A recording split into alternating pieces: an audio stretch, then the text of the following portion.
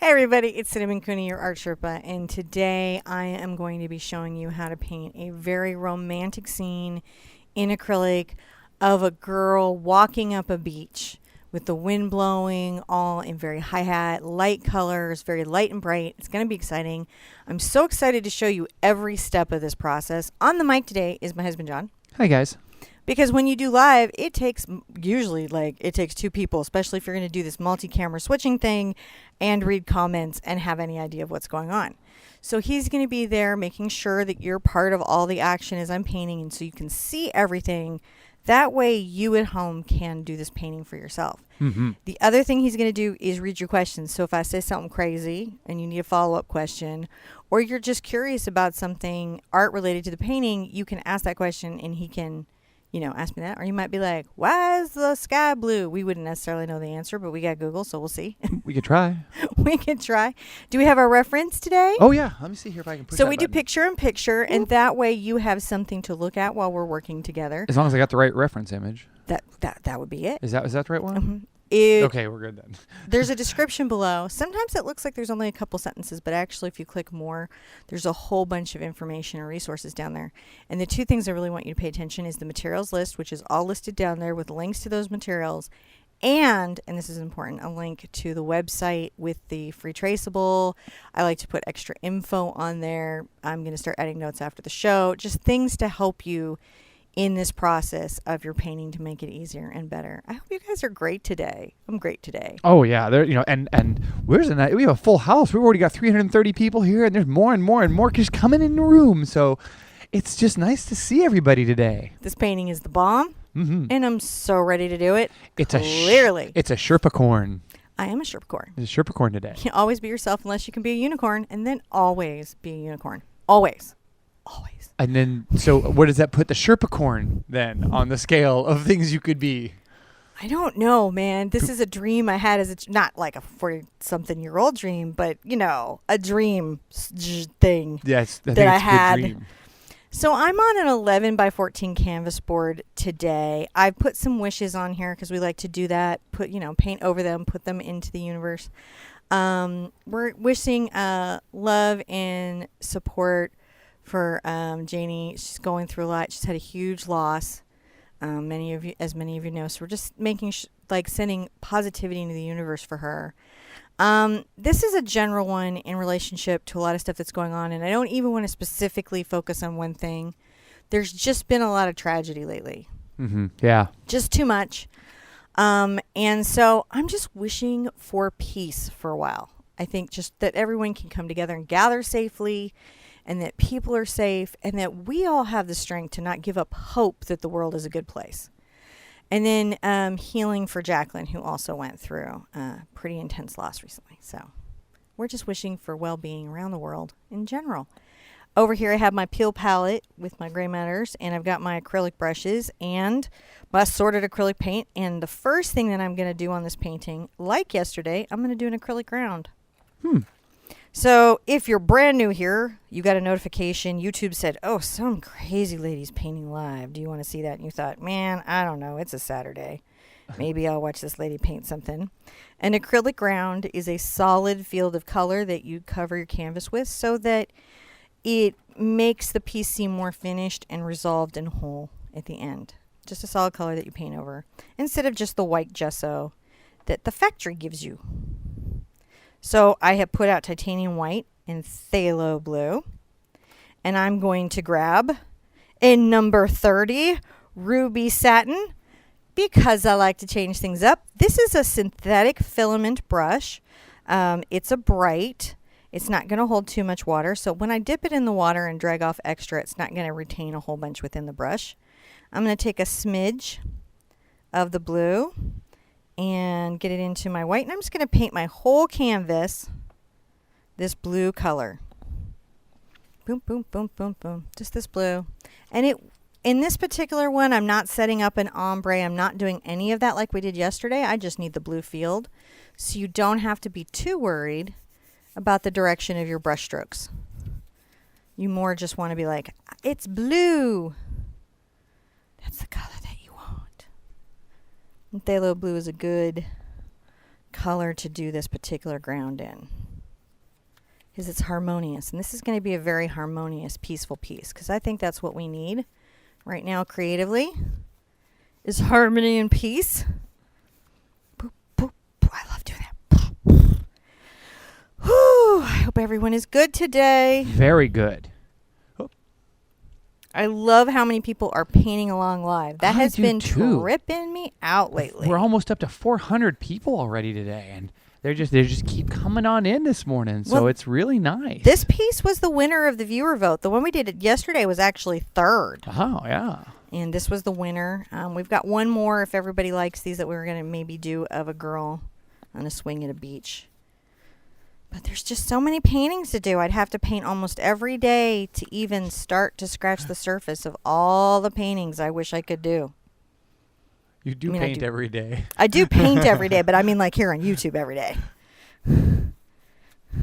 Carolyn was asking if on our scale of 1 to 3 hoots, how difficult is this? Well, I'm going to say that this is a 2 hoot. It's a high 2 hoot, but it's definitely 2 hoot. And the reason being is that the landscape, right, requires some dry brushing and some blending and a little placement technique. So if you hadn't touched a brush since kindergarten, it might be a little much. But if you've done a few paintings and you know like the basic terms, then this will be doable. And because she's facing away from us and we're not having to worry about her features, she's a lot easier. So that's why I took this one to a 2 hoot ranking. But you know, you guys are always allowed to protest. And I will re-rank them if I get a lot of feedback that my ranking was just off and I don't know what I'm talking about, which happens, by the way, all the time, guys. And you know what, half again, we get into these, sometimes they seem like they're going to be really complex and they're not. Yeah, and sometimes they seem like they're going to be really simple and you're like, man, this painting is never going to end. Yep.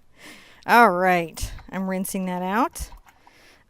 If you're at home and you can pause me and you have a big brush, it is a good practice to actually wash your big brushes all the way out. That's because all the acrylic paint is always trying to get into the ferrule, and then as it does, it starts to flay out the brush, and the big ones do that more than others, and so if you wash them out well, they will just last forever and evers. All right. So I've got that on. That's my basis. I'm going to dry that with my hairdryer. I'm going to sip a cup of coffee because I am powered by caffeine. As we all are. The Java. Oh, the Java. Uh-oh, I forgot to turn on my little heater. I might have to actually have it heat in the microwave and then reheat. Oh. All right. I'm going to dry this right now. And I'll test to see if I can mute you. Okay. Because I can... Does it work? Hold on.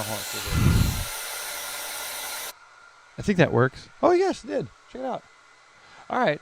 So thank you guys for coming and hanging out with us all today. Man, yeah, look, right at 400 people already. So, God, thank you. And thank you for voting, because this was one of the pieces that you guys voted on. I'm not sure where Cinnamon did the poll for this at, actually, now that I think about it. But... it's this one and all of the other ones that were winners are posted up on our website on TheArtSherpa.com. We have some collection pages up there, and if you check in the link in the description below, you'll find a link to that to our website, and that'll bring you the traceables and the reference image, all that other stuff. Isn't that right? Yeah, it's exactly right. And I've been adding more and more as I'm going. So like I'm going to supplement today after the show. Like once I see what our takeaways are, I'm going to add some more to it. Yeah. Just so you guys have a quick way to look at things and refresh and go, oh yeah, that's what we did. So let's do this, because we did this yesterday and I really enjoyed this, which was strategies, painting strategies. So I've got a blank canvas and I have an image I want to put on it. And I need to make a strategy or a plan, right, to get through this painting and accomplish my goals. And so if we know some basic rules, we know we paint the furthest things back first. So that would be the space. That's the sky, and then the clouds, and then the water and beach, and then we get to our girl, right? So in my strategy of looking at that, the first thing I need to do is sort of lay out the placement of my canvas, which is the horizon line and what's above it and below it.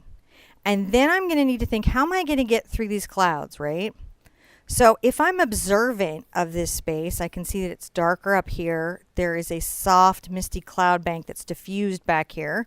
I know as an acrylic artist, those soft edges are more work for me, so I'm going to have to think about how I'm going to do that. And one way I might do that is to work a little quicker in the blend and maybe even use like a bristly brush to make sure this is soft here, right? Or fan. Fan brush is a good way of doing that. Then I've got to come back after this is dry and create some clouds, and I can see that I'm going to have to really pay attention to that my shadows are right here on the underneath and where my highlights are, and that they're kind of in perspective. And I might want to simplify here. Then I've got to do my water, and I think I'm going to make sure I catch my color here, but maybe be a little looser here. Up on the beach, this is a crazy color, and I have some interesting strategies here. I think I'm going to use some violets and some pinks and some off-whites to really create this. And in our girl, we're going to use yesterday's skin strategies to get through all of her skin tone mixtures. So we're going to really break those down. And we're not going to really use any dark shadows. I imagine the darkest thing in this whole painting is going to be her hair. So I think that's our strategy. Now we have sort of a plan.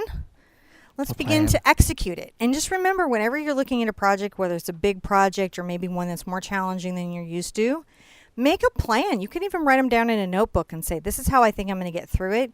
And you're going to find that that eases the anxiety that you might have when you're beginning a big project. Just a little thing that I do that I realized I could share with you that might help you along your journey. All right, let's get my horizon line in. Now, while you're looking for your horizon line tool there, it's right here. I found it. Found it. There must be close to 400 people. There's over 405 people here, but many of them have said how awesome your hair is today. I'm feeling kind of really good. They were like, cinnamon is on fleek today. The rainbow unicorn hair is in play. So I'm feeling very on fleek. It's super exciting to me. I'm using a woodless watercolor pencil here, if you're wondering, and I'm creating a very flat horizontal line, just a bit above my halfway point. Now that level part is kind of important. It so is, which is the only. Normally I would just bask in the hair all day. I'd be like, because I'm like, I've been messing with my daughter's hair, and so I've been watching hair tutorials on messy buns. Oh yeah. And so I'm feeling very inspired lately. So, her hair is so fun to play with. All right, so we have our sky, we have our waterline. This needs to be level. If this were your trip photo, you might not have been entirely careful with keeping that line level when taking it, right? You might be like, I got to get the shot of my beautiful friend or girlfriend or daughter walking up the beach, and not been really watching this line because you're just, a regular person, not a photographer. Mm-hmm. And so if you've done that, if at all in any way your horizon line is at an angle, you wouldn't want to duplicate that in the painting. Make sure that's always level. Because if water tips like this, things have gone super wrong in our world. Yes. Run away. Don't take pictures. And if you are a photographer and you notice that your horizon line is not level, then crop your image. Crop your image. Yeah. And you can do that in your own phone and everything too. Yeah. But that's just something you might not be thinking about because you wouldn't know. Yeah. I'm going to come down just a few inches and make a mark over here. And I'm going to come down at a lower point on my canvas and make a mark down here. Because you're going to notice this comes up. It sort of converges. So I'm going to say that there's this sort of converging of space here. So now I've got the basic water, right? And the shapes and all that. And I can start putting in my sky with some stuff. What do you put? Sipping some coffee. I need my coffee microwaved. All right. Well, while we're microwaving coffee, what colors are you going to be using there? I'm going to do my trick of using phthalo blue and ultramarine in my sky. So I'm going to mix 1 part phthalo blue to 1 part ultramarine to get this crazy color.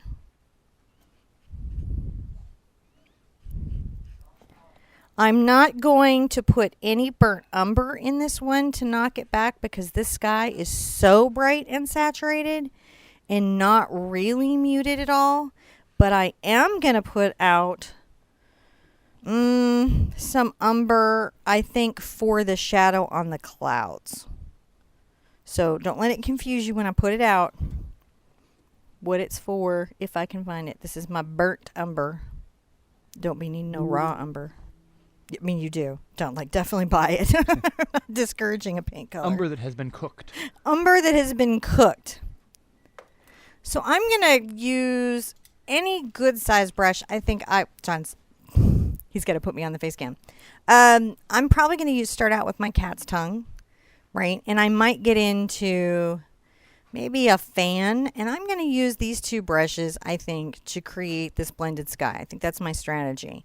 You could just use one brush. You could just use your bright the whole way through. You could use a great bristle brush. When we get into these other clouds, we're going to get into our bristles and our cloud brushes. So, you know, be open-minded about what you have. It's just the tools you use.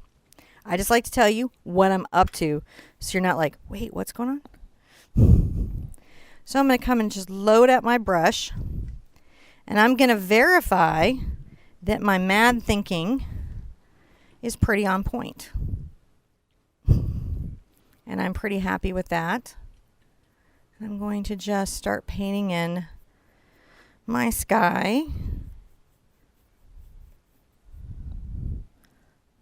I am thinking a little bit about brush direction, and the blue underneath is going to kind of come through. But with acrylic paint, that can actually be this really good thing, and sometimes we lean into the features of our paint to make it work. Pandoria was asking about the differences in blues for skies and water around the world. Oh, it's incredible.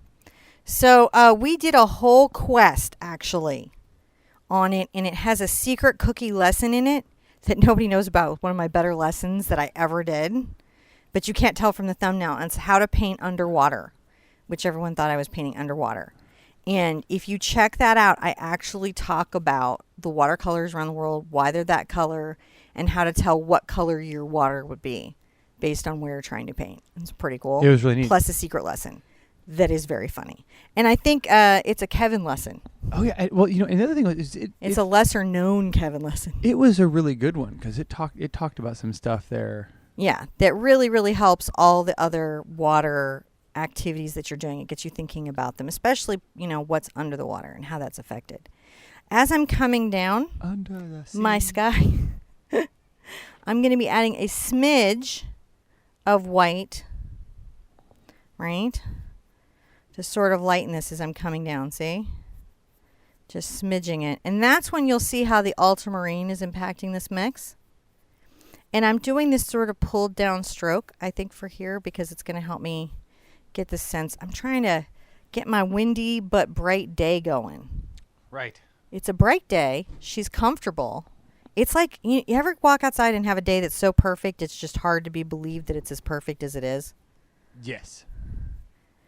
And now, while I'm here, even though I'm going to come back with a fan brush, because this level line is so important to me, I'm going to take my excess paint off my brush with my towel and go get some just white, because right here at this horizon line, it's going to be its lightest. So I'm just going to come along and just do my best to drop a straight line. Now, if you have a mobility issue or you have tremors, you may find these straight lines are really challenging. Invest in painter's tape and just tape and burnish down your horizon line, and then you'll never have that problem again. Yeah, I like to be full of that. Oh, that's really pretty. I just love that streak. I don't even want to mess with that. That's just so perfect. Oh, every once in a while, something will happen with your paint where you're like, that's so perfect. I don't want to mess with it. I'm really happy with it. So let me show you how my fan brush... maybe I'm going to do my number 6 fan. So you could use a bristle fan if you have one, or you could just use a bristle bright brush. But this is my TheArtSherpa fan, and it has a stiffer filament. And I'm going to get just a smidge of moisture on it, pull some pigment, but get a lot of white, right? Because this is that misty space. And I'm going to come here and just sweep this cloud bank. Look at this. I'm just sweeping this. You like that? Just using this brush because the brush creates some very uneven, feathery little edges. So where you might want that and have trouble getting it with other brushes, this one does it quite easily. Tools are just tools. They just do different things. They make marks. All your tools make marks. Trust the marks.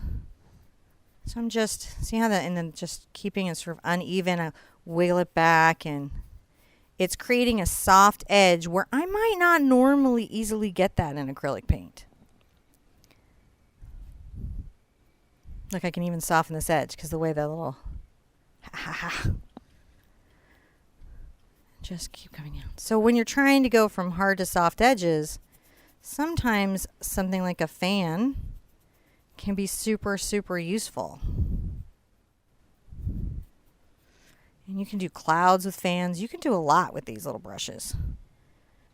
We don't see acrylic artists using them as much because bristle brushes soften so much in the water. Now I'm going to come get just a little more white on my brush and come through here and just make sure that I've got some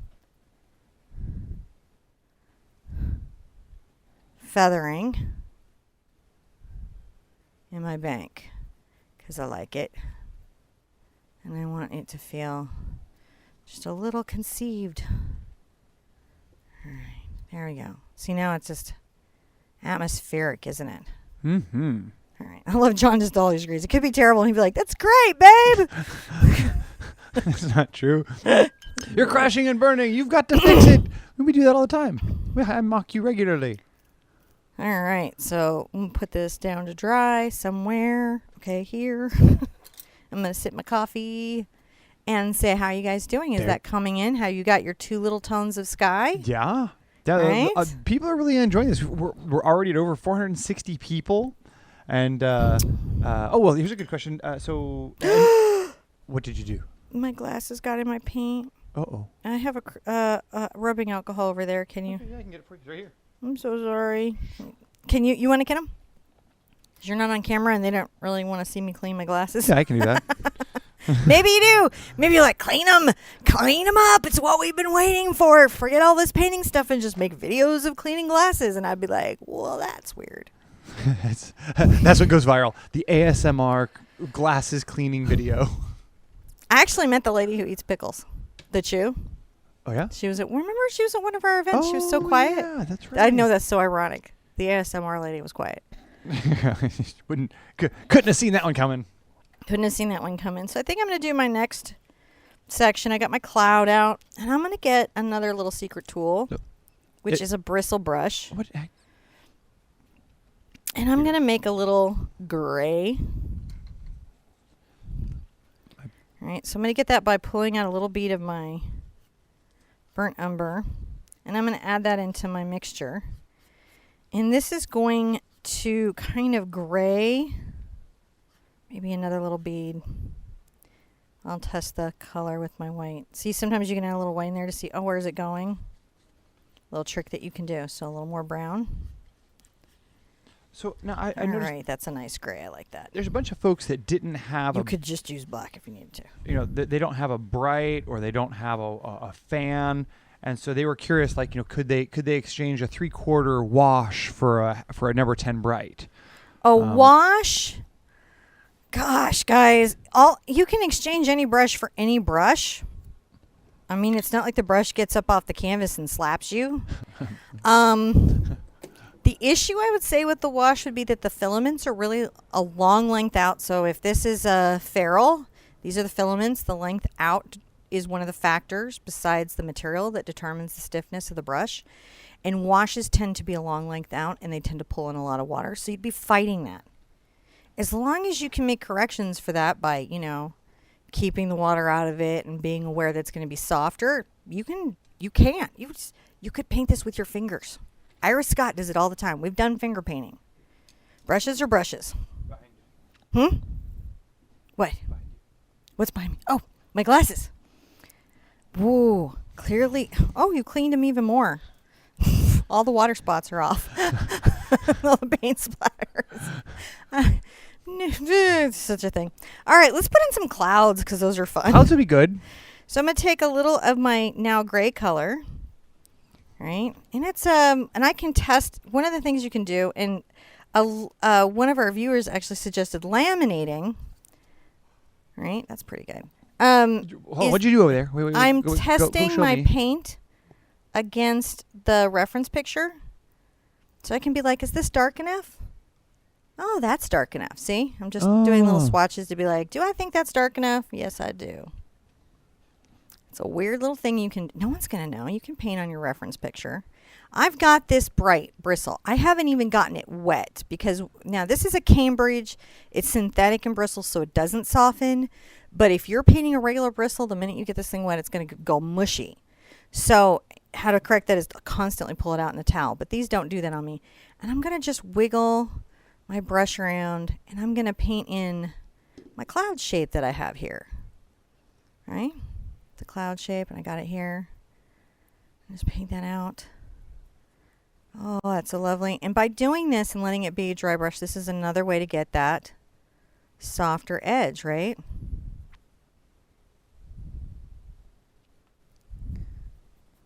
Just paint this shape.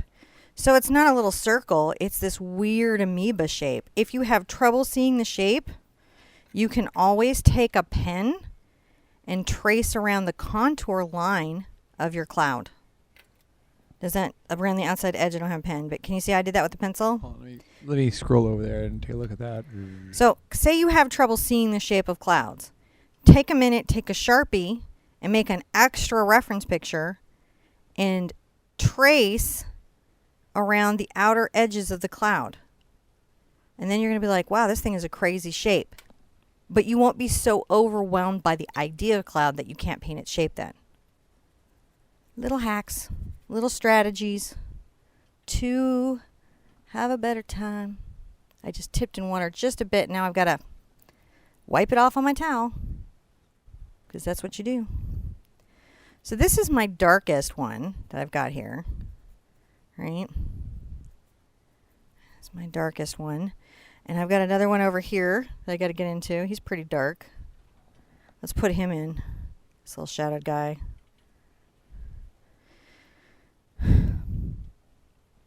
Layering up here. Doing its little bit of thinking. And I'm wiggling my brush around. So don't get overwhelmed and be like, oh, I can't paint clouds, right? Think of another way to see them. If you're not seeing them, go, how could I see them? You know, what are you not seeing? Maybe you're not seeing the overall shape, right? You're getting in a rush. You're getting so excited about your painting. You know, and I'm not even being like, oh, I'm the best cloud painter in the universe. But these are the things that help me. And I'm so happy. I think this one has got a much lighter shadow, so I'm going to add some white to it. Yeah, this one's got a much lighter shadow. When we come and add the bright white to these clouds, they're going to look so spectacular. It's just crazy. I mean, they're super nice as gray little masses. See how great it is that I can just be like, with this brush? And bristle brushes last a while, especially these, if you take care of them. You know, they're just, they're pretty awesome, I think. I just felt like putting one there. Now I've got a bunch of little clouds kind of down here. And I'm going to test to see if my bigger brush will handle the space all right. So I'm going to be like, look, there's a little guy happening here, and that's okay. I could probably, and I'm going to just put some little shadows in. As I'm coming down here, I might add a little of my blue to my shadow and a little white. A little more blue and a little white for these shadows. Yeah, so they're shadowed, but maybe they're a little more blended into their background. When clouds, and when we get the new studio, thank you guys so much. I'm going to show you how to really see for the first time those cloud perspectives. And when you see it, you'll never be able to unsee it. You know how they're always saying that which has been seen can't be unseen. Let me tell you, once you see cloud perspective, you can't not see it. You'll be like driving in the road going, I see it all. You know, it's the one thing, the biggest thing that has changed since I have started doing this show is I'm all the time just looking at clouds. You are. It's so funny. I'll just be walking, we're just driving someplace, and I'll be, that's a pretty sky. That's a pretty sky. Adding a little And everybody's blue to like, what are you talking about? Don't Because you see nobody it? ever looks at the sky. No, we don't. But once you start painting, you start looking at everything. Your friends think you've lost your mind. So down here, they're going to be closer together and smaller. and kind of blended and diminished, right? They're further away. We want to paint them. We want to show that they're here because that says a lot about this day, doesn't it? They're not over here though, so I don't have to worry about them. They're all over here. Oh, there's a little guy here. I'm going to put him in. You know, and you don't have to paint like you can paint every single cloud, right? But you could be like, oh, I want to paint this other balanced amount of clouds, so you might not paint every cloud.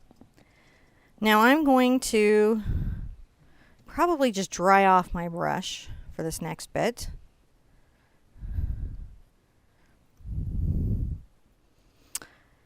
And, or I could switch to my other brush, my cloud, either one. I think maybe I'll just do this, show you guys how to do both. So I could finish this with this. This is nice because this is essentially an infinite Deerfoot stippler. So there's this brush called the Deerfoot stippler, and they used to be really big in decorative painting. And then they didn't get made that much anymore, and then you were holding on to the last little Deerfoot stippler that you had ever in the universe. And then once they're gone, and all the new ones are too soft. So this, the way that this is domed, will allow you to scumble on all these edges, just like you would with a stippler. And it's just like the perfect dry brushing tool. Who doesn't need a little dry brushing tool? I would say the only thing that's not perfect about it right now is it doesn't have enough of the paint staining it. So when I'm doing the white, it's too perfectly white. You can't see it. Huh? You still can't see it on the brush. Oh, no. I mean, I might not be able to see the paint on the brush, but I was saying there's not enough of this old pigment on there. Yeah, that's what I mean. That's what I like how when they change color. Yeah. So I'm just like, adding these little highlights. This is where the sun is shading the cloud. Can you suddenly see that? Let's say we back up because it looks crazy up close. You get away, it's like, oh, it's a cloud. No, yeah, you can definitely tell. It looks really cool. Right. So, if you have a Deerfoot stippler, this is exactly how you do that too. So I've got some weird light airy bits that come over here. Right, and I'm just touching the canvas lightly. This is how I do this. I'm not making little circles. I'm just touching the canvas lightly and moving around randomly. I'd be doing the same thing with a bright, a bristle brush. Now the predominant amount of light is towards the front. I've just got some areas that have some light. So I'm just trying to, maybe show those few places. And then I'll come in and really hit what's up here. And I think that's the other thing that just stresses us out about clouds is that sometimes how they're lit makes us feel like, wait, what's going on? I don't get it. Just enjoy the little playful nature of the cloud.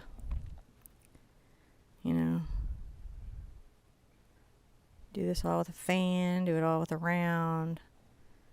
As long as I'm going to put some little airy bits distant, see? How it just leaves this bit of paint is just fantastic. Right? So you're just leaving little bits of paint. Make sure I've got a little pigment on there. This is the number 8. Any size will do. You can do any brush you want though. But the trick would be just move it around randomly. Make sure you're making unpredictable little patterns. Like I'm going to sit there and talk about, what's happening here. Look at that. Put some highlights in my cloud. I like it. I enjoy it. Doing my thing.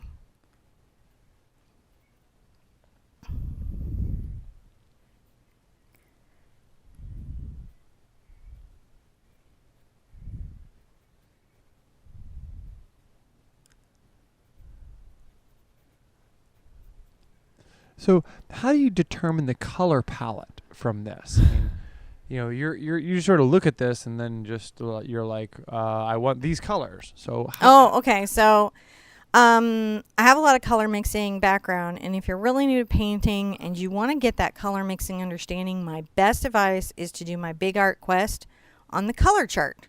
And the great thing about the color chart, and nobody ever thinks they want to do it until they do it, and then they're like, I love it. Mm-hmm. And someone in the group, and I wish I could remember her name offhand, actually made a printout for the color chart so you don't have to hand do it anymore. That's on the TheArtSherpa official group on Facebook. That's just there. And I should probably add that to our page. But it's just really good. And you just take your paints, and there's a whole way you learn how to figure out what all colors that they mix. And then you go, oh, these 2 paints make this color right here, pretty much. Mm-hmm. And even if you're really having trouble with color, you can always pull your color chart out and look at your painting. Look at your reference. Yeah. Because sometimes I'll be like, I have 2 colors, and then you guys are like, how do I mix that color? And I'm like, it's a pigment, and that doesn't generally mix, but there are things that are to the eye very similar. You'll then know what's in your space that's very similar. See, I'm just letting these be little bits of, they're coming together. They're closer now. I think Nikki is saying here is the best thing I've ever done. So what? That's the big art quest there on that. Yeah, it's it was like I felt real bad because I didn't make it 15 minutes, but honestly, you can't explain it in 15 minutes. I always feel like some things are mean if you do the shorter video version. Yeah. Because it's like, well, that wouldn't even work. You're like, I needed to give you 20 bunch more information about everything. So see how the clouds are closer together and smaller and distant right here at the horizon? That's what we want to do. We want to make them smaller and distant. We're just highlighting them and talking about them. And this is very loose and expressive. And now we have this beautiful sort of painterly sky, which means we haven't tried to hide that we painted it. So in painting, there's philosophies where you try to hide the media you're using to create something. And, if you're in that space and you're trying to hide that media, what I would say is that, do oils. No. Realists are oftentimes you see realists that are because they're trying to create a more realistic look. They end up trying to hide the material that they're using. Exactly. I am putting out my unbleached titanium. And it's not that that's a good or a bad thing. It's just a creative decision, Exactly. I'm putting back out my ultramarine blue. It really is just a creative decision. Sometimes artists get in arguments over something being right or wrong when it's really just a creative decision and everybody needs to just breathe in a bag. Mm-hmm. And realize it's all going to be okay. Yeah. Nobody's going to come and steal your cookie. It's painting strategy. This is quinacridone magenta. I'll go back over it again one more time. I'm going to treat myself to some Indian yellow. You could use Cad Yellow Deep, Australian Sienna from the Petite line, or you could just use whatever yellow you have, even yellow ochre, if you just don't have it. I'm going to put out some more titanium white. I think that's the amount I like. I really like, if you're thinking about upgrading your paints and you're not sure what colors to upgrade first, white, black, and yellow. Mm-hmm. First. So that's the yellow blue. That's ultramarine. And that's the mix we had earlier, which we can still use in the ocean, interestingly enough, because it's such a cool mix. And it does different things than the other colors. Right? Yep. So I find it to be super exciting. So now here, and I maybe draw it in. I don't know if I draw it in a little bit more where we can see we have this thing happening right here at the shore. We're going to actually paint before we get into the water, interestingly enough. And that is where this is wet and this is dry. This breaks new painters' paint. If it, like right now in the comments, be like, if this idea of the beach being wet and dry has just like been a mind boggler, you're like, it's like the Riddler got you.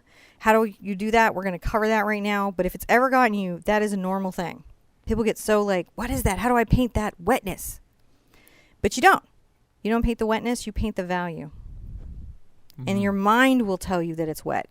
So I'm right here now, and the first line is the wet beach line, right, that I'm going to talk about. And it does some uneven things. It kind of foreshortens out like this. We'll talk about it a little more as we go. But it doesn't, what it doesn't do is make a straight line across, right? And then next to this is a little wave line of a wave that's coming in the shore. How these items relate to each other is our shoreline and then our sand. So let's get that all in because that's going to be super easy. I'm going to just rinse out my Cambridge. Maybe I'll keep Cambridging. It's a lovely brush. Why not? So let's first pull out, I'm going to mist my unbleached here. All right, so this is just kind of a lovely color. And you can see, if I show you, that's almost no work. Now, if you don't have unbleached, can you fake it? You can, and I'm going to put this back up on the website after, because I have a couple formulas and some tips and hacks on that. But right off the top of my head, titanium white and a touch of raw sienna. Titanium buff will also work. If you have Naples yellow, you can add that to a little bit of white and kind of approximate it, even though it'll be a little more toward the orange. So yeah, it's an off-white. You know, if I really, really had none of those, I might try yellow ochre. It's very yellow, but it's closer. You know what I mean? You have to realize, like, when you change up the colors, you've changed up the colors. So I'm going to start by just enjoying painting in my beach line, which is really, weirdly, one of my favorite little moments when I start putting this in. And in this particular case, I revel in the canvas underneath showing through. I very rarely paint out of the tube. Right? But this is so nice, isn't it? I'm going to add a little white to it to even lighten it in a couple places. Right? Because it's light in a couple places. Where is it light? Find those light spots and put them in the sand. Right? I'm taking the light right down the middle here. Now, she's going to be here kind of walking up. And so she'll be casting a shadow. We will get her in, but we're going to do her maybe in a little minute. Now, Joe is just asking about you using that watercolor pencil there over the dry paint. Mm-hmm. Now, he thought that you would have to use chalk. You don't have any issues with watercolor pencils? Okay, so the only issue is with chalk or watercolor pencil or graphite pencil is that the pigment in the writing implement goes into your paint. The only thing I would say never, ever, ever, ever use, and this is from the paint chemists themselves, is the oil pastels or oil sticks. Either one. Don't use those. Oh yeah, because oil over acrylic Yeah, doesn't you work can't well. varnish. You can't put acrylic over the oil. Yeah. So the only way you could ever use an oil stick in a multimedia piece is to be done with it and have no intention of painting another thing. If that was the last layer. Yeah. See how the blue underneath is just... Yeah. Let's look back at it. Isn't that cool? As it's coming in, I'm so loving it. This is like my fave. And I really love painting the beach. So it's sand. It's simple, but yet not. Pandora was asking... Hi, Pandora. I think that's Pandoria. Pandora, yeah. Yeah. She was asking, is this a good painting to use pearlescent paints on? So pearlescent paints have a anodized metal that's in them, and they give a reflection. I don't really like... So here's some interesting feelings I have on pearlescents, but definitely rate the paint companies to be sure, or interference.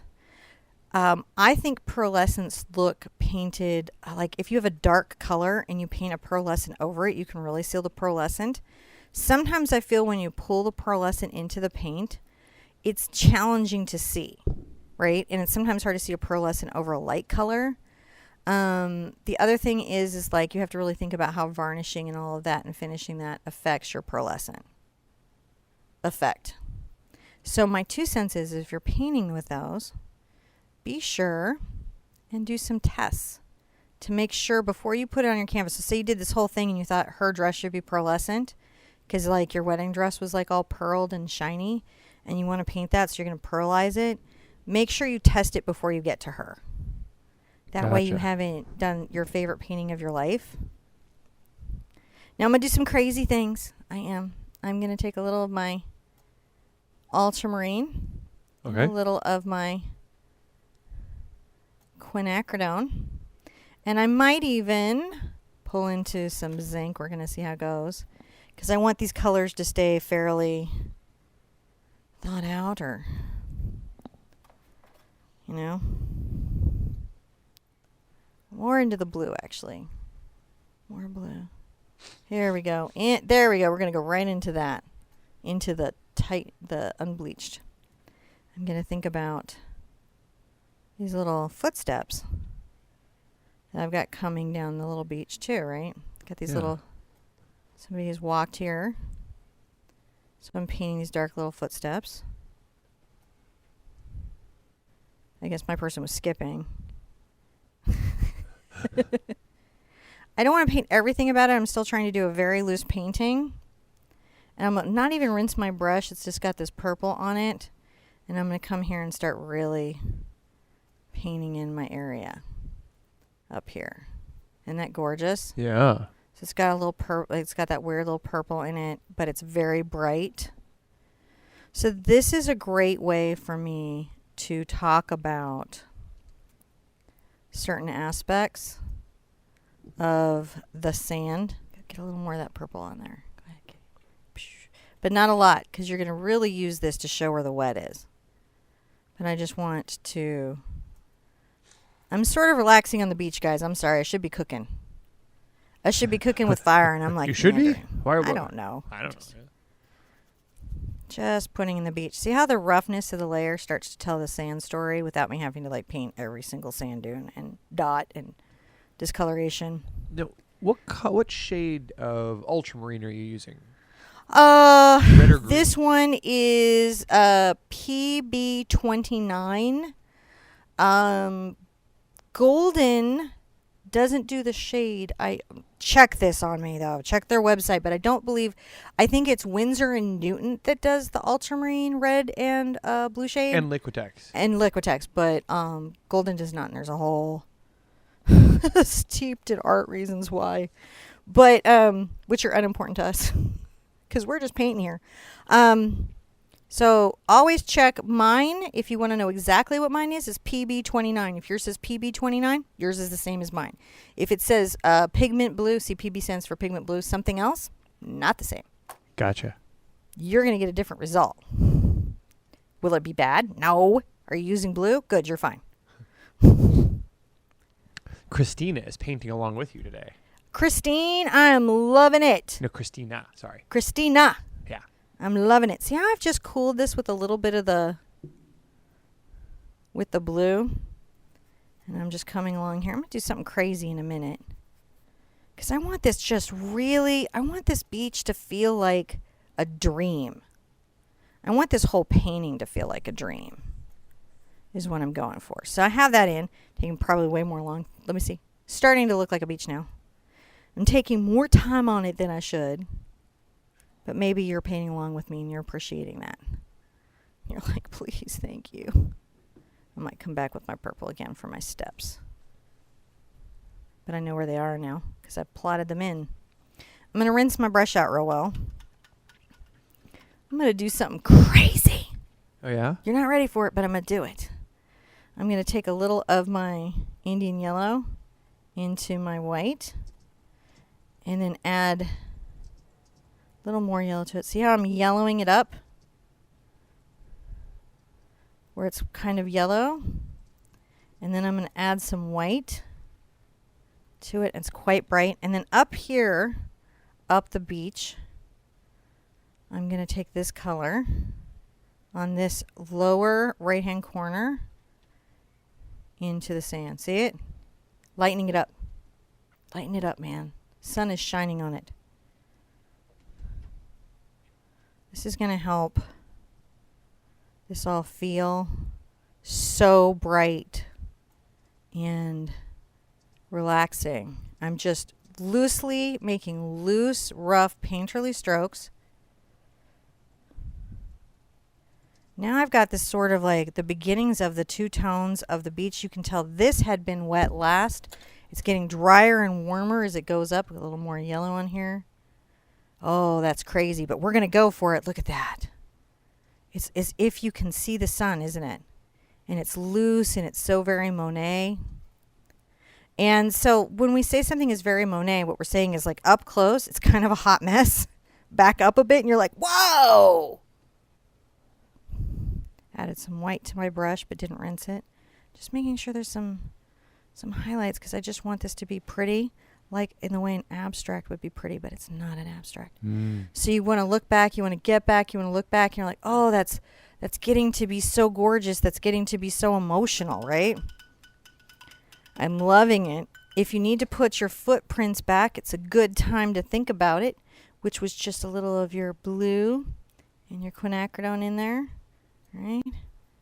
And then you mix that into your off-white, and I'm just going to put that back. They're just saying there's somebody walked here. That's casting shadows. Bluer, cooler. Bluer will be like kind of deeper. This is so fun, isn't it? Yeah. All right, so we've got that. I'm not even going to rinse my brush because look at this. How I'm going to do this is I'm going to take a little of my quinacridone into my ultramarine, and I'm come right into my off. We'll have to put out some more of my unbleached. I mean, no, this is, unbleached. All right. And I have a whole quest on white if you're like, why would anyone do that? I will tell you why. Yeah. In that quest. So I've got this nice cool color here, don't I? So here, see here at this first edge, as it comes along here, maybe even cooler. There we go. Cool. Cool. Here we go. Look at that coming along that edge.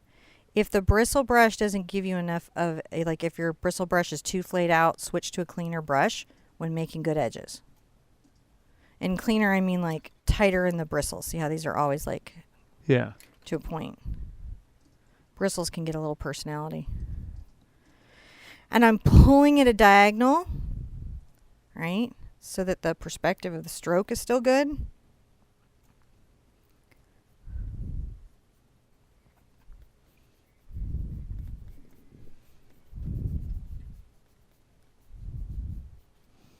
Dun, dun, dun, dun. More blue and the buff. So nice. It's nice enough. Isn't that? You would never know how to get that crazy color. And it's a combo of all these events here, right? It's the combo of the blue canvas underneath, the two colors that I'm mixing, and the fact that I've spent time with my color chart, so I know what weird colors I can get. Oh, and remember there's this other crazy thing that happens. Do you guys remember the blue dress, gold dress? Don't start fighting again. I don't want to kick it off or anything. But what something is next to impacts the color it perceives it is. Oh, that's right. So things are crazy up in here. I wiped off my brush. I'm going to load up with some quinacridone. What am I doing? Wait, you're crazy. No, I'm not. I'll pick a little blue into it, but I want it definitely to be into the pink here. Right here, into the pink. You're like, pink? Yep. Because her beach is like a dream. She has walked away from anything that has ever held her down. She's walking into a bright future, the love of her life, whatever optimistic tomorrow it is. She's ready to go. Just putting that right here. Isn't that gorgeous? Mm-hmm. Oh, I love that. Oh, look at that, look at that, look at that. Okay. So that's looking pretty cool. You're like, it's pink and purple. I've never seen that. Wait, do you see this thing done? Okay. So I'm going to wipe my brush off, but not rinse it because that would be crazy. Now I'm going to get some zinc right on the sucker. And I'm going to do something very important. I'm going to come along here. And I'm going to just, on the edge of my brush, touch the surface. and leave that little water there. And now I'm going to tap my brush up and down, but just with this ink. And you're going to just as light as you can. Oh, just a few places. Not too much. Leave little bits of ink that are going to like read to your eye like, oh gosh, like there was little water bubbles, or isn't that lovely? And then back here there can be just a little more of that going on here at the corner. Look at that. What's happening? That's so cool. Yes, it is. Yes, it is. Rinse that out. You've beached. Beach looks simple, but to do this beautifully, it's a little bit of a complex thing. I'm going to get my next smallest down, number 4, and sip my coffee and ask how you guys are doing. Great. Did you guys just go, oh, when you saw that That's zinc? just Just really drop those cool. frothies in? It's really pretty crazy. Yeah. So yesterday, I was a pretty good painting, but I think today is going to be better. I think by the time we get to the girl on the swing, you guys are going to be asking for a regular romantic beach story. I mean, like we haven't done couple on the beach walking in love. Haven't done that. Mm-hmm. Right? Or kids playing in the surf, or just families like loose on the beach. There's a lot of beach stories. And they're so happy. And I'm a magical unicorn. I need 10 of these. Okay. Under here. Right? I'm actually going to... I think I'm going to try to pull out my burnt umber into my off-white, or my unbleached titanium. I'm going to get a little of my blue and quinacridone. It's going to make a purple. And I'm going to mix this into this. So this is going to be my dark shadow at the lip of my wave. That's a very important thing to have, and we aren't going to do deep dark shadows here. So to get that, it's really got to be like these cool versus warm colors to even represent that that's what we've got going on. So I'm just coming along here, just implying a little bit of a dark shadow. If you're not into the girl, this painting is going to be gorgeous enough on its own. You don't even need to worry about it. Beautiful, beautiful, beautiful, beautiful. So back here, what have we got going on? Look at that dark blue, right? Yeah. Well, we know what we have here, don't we? We have this sky color. Now I'm going to add a little of my phthalo green to it. There are a lot of little brushes out here who are loving your headband out there. By the way, Thank you. Little Katie was just squealing with envy of how awesome it is. Thank you, thank you. If you guys are asking where to get it, it's Torrid. Oh, was Not it? Torrid, it's Hot Topic. Yeah, I was gonna say I thought it was Hot Topic. Well, Torrid and Hot Topic are the same store. It's just one is honey size, one is mommy size. Oh, one for kids, one for moms. Well, I think again, honey size, mommy size. But mommy's working on her size. I'm so inspired. I have a friend, a lady named Cookie Miller. She's going to be on Dr. Oz. Your size is just fine. She lost like 100 pounds. I'm super proud of her. She's a motivational fitness. Little Brush Katie was excited to see it. She thinks you're pretty cool with your hair and Thank you. And your unicornness. Thank you. You guys see that dark ridge I made there? Yeah, that's what we need. So I'm not going to rinse this off, right? This is pretty good. I'm going to take a little of my phthalo green and phthalo blue, and I'm going to get just a smidge of white into it. See that color? Isn't that incredible? And I'm going to come back here with this color. Oh, and just brush back and forth. This is a number 4 Cambridge Bright, right? So this is bristles, not filaments. So it's a little bit scruffly. There we go. We love it. A little bit of our sky color into our regular turquoise. It's crazy what it does with a smidge of white.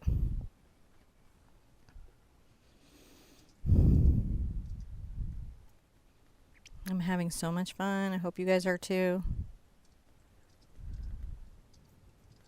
I suppose I could have broken this into paint the beach, paint the girl, but didn't do You it. could have done that. Could have done it. Could have done that. Now, interestingly enough, if I hold a level line across here, it's level. Do you guys see that? Mm-hmm. That's an important part of the perspective too. We're still curious about the purple beach. No, you're gonna love it. Yeah, I know. Okay. This is like, I'm totally being a Russian romantic painter here. That's like research. Yeah. Also, I'm going to mix a little more of my green and phthalo blue together, and then a lot more white as I'm coming forward. And it may be a good idea to have it a little more into the green. You can even add a smidge as your secret weapon, your Indian yellow. Look at that color right there. Oh, look what's happening. It's turning into an ocean. It's turning into an ocean. It's just a little ocean that she's walking along. We're just, this rough back and forth brush stroke that I'm doing, and this is going to go pretty much through this space there, straight across, see? That's going to be all of that there.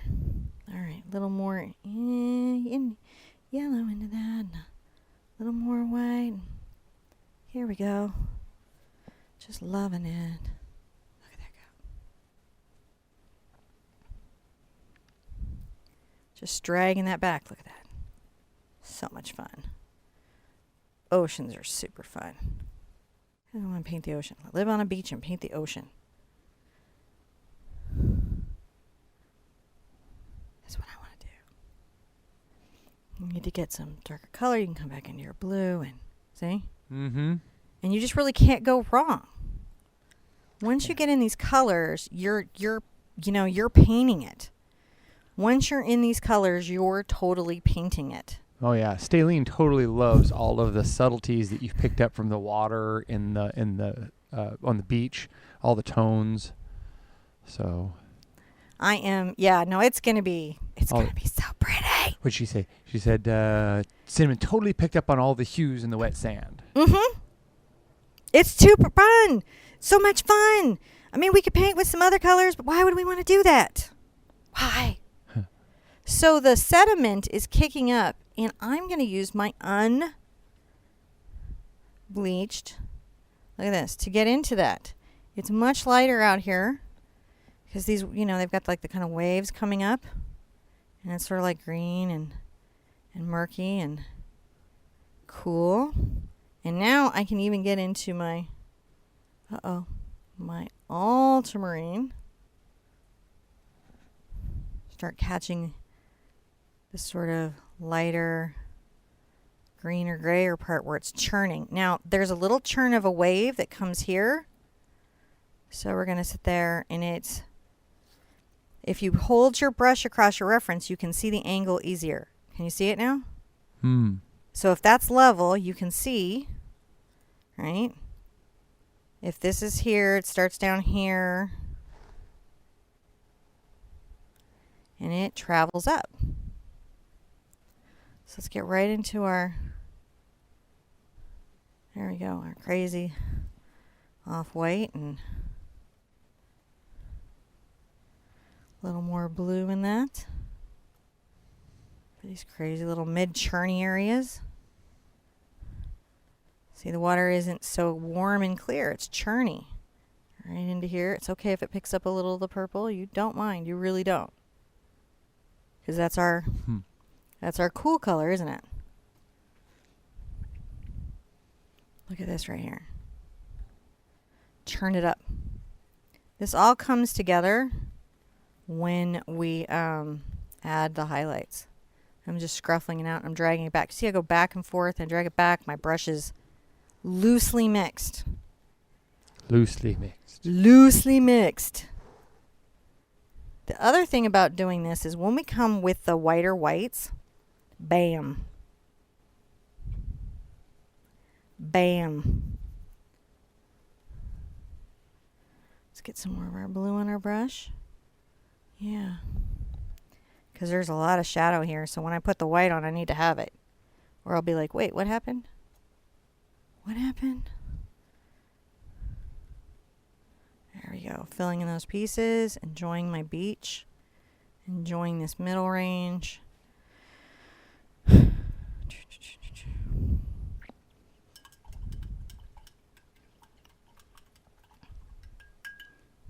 it out. I'm excited. This is going to be real interesting to do. So how are we looking? We're looking pretty good. Yeah. We've got that middle range. We're sipping our sippy sippies. Now, We're ready to get some like crazy water going out there. let me ask you a question here. We're jumping back over here. There was a flight attendant here who was asking, did you have some suggestion for paints that travel well? Okay, so that is really all about your budget. I like to travel with watercolors, especially like I've shown the Cotman travel kit, which is like everything is in a little thing, including its little water holder and a little tiny brush. I really think the number 8 Black Velvet Voyage is the coolest travel brush ever, because it collapses on itself and it has a little cap, and so it makes it very small. Small blocks of like little watercolor pads. If budget is not your concern, Holbein's travel kit is the coolest thing I've ever seen. But budget, that's like over 100. But if budget is your concern, I'd say like the Cotman or Winsor & Newton little travel watercolors, like 12, and some watercolor paper, little pencils, little things that'll fit in a tiny pouch, so that no matter where you're, you can kind of pull it out. Or remember, digital art, digital apps, very cool. Yeah. I'm gonna make a little bit of my purple again. I'll add some white to it so it's not super dark, and we're gonna come maybe like a little bit here at this edge.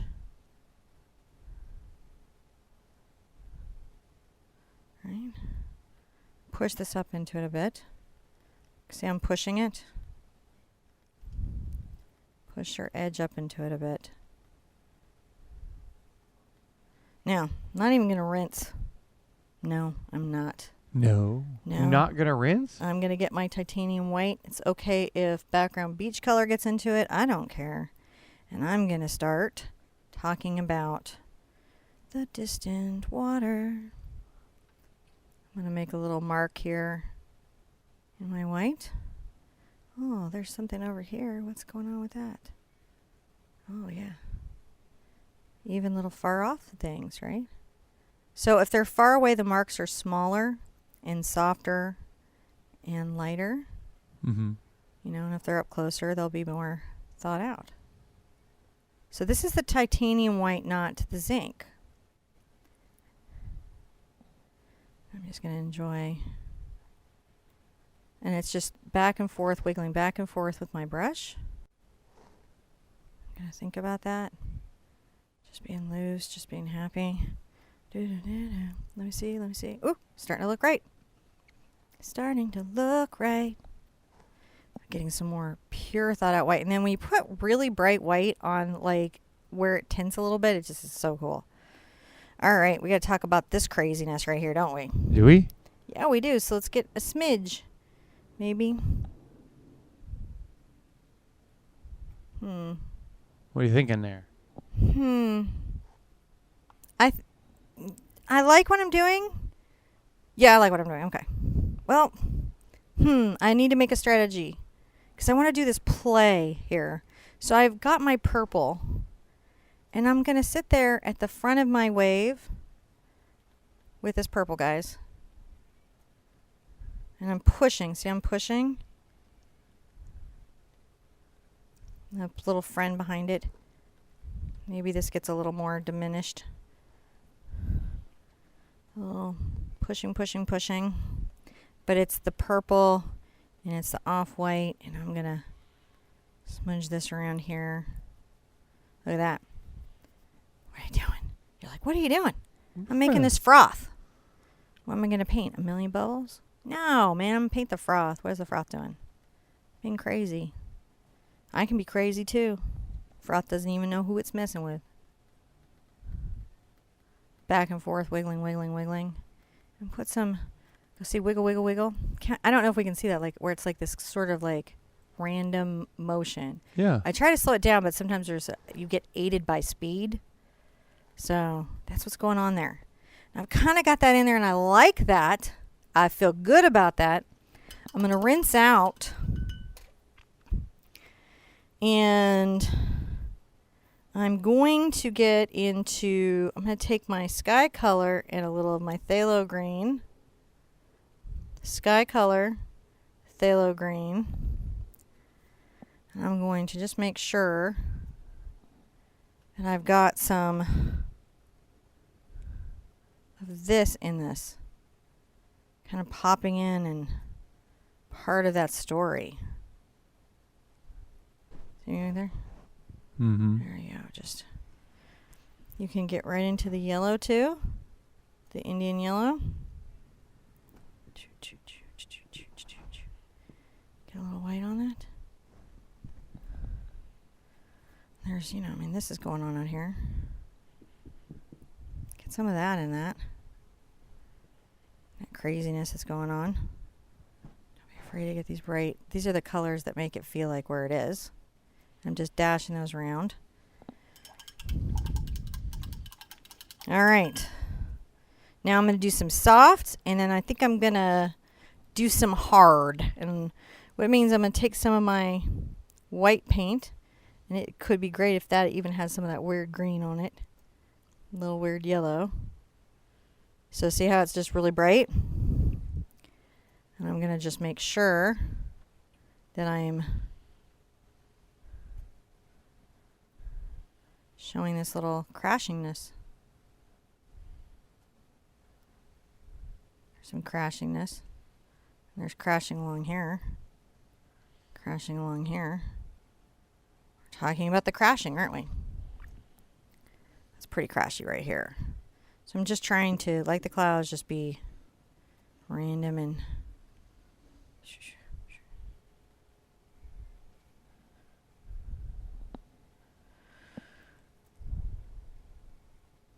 see how the shadow underneath everything is helping us?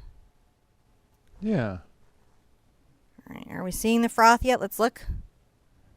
I How see frothy is our froth? I'm seeing it. I can see the froth. Can you see the froth? I can see it from here. You can see it from here. I'm going to take my palette knife, and I'm going to load up a bead. See? And I'm going to come here. And I'm going to add a little of this. I'm going to have to dry it. But this is just a really cool thing. If you're painting oceans and you can take this extra step. So we've got my splatter brush, right? Which will do little splatters. But this is another great way to do the edges of clouds, to do the edges of waves. Look at that. So that's what I mean by soft and hard. See how these are very hard lines? Soft and hard.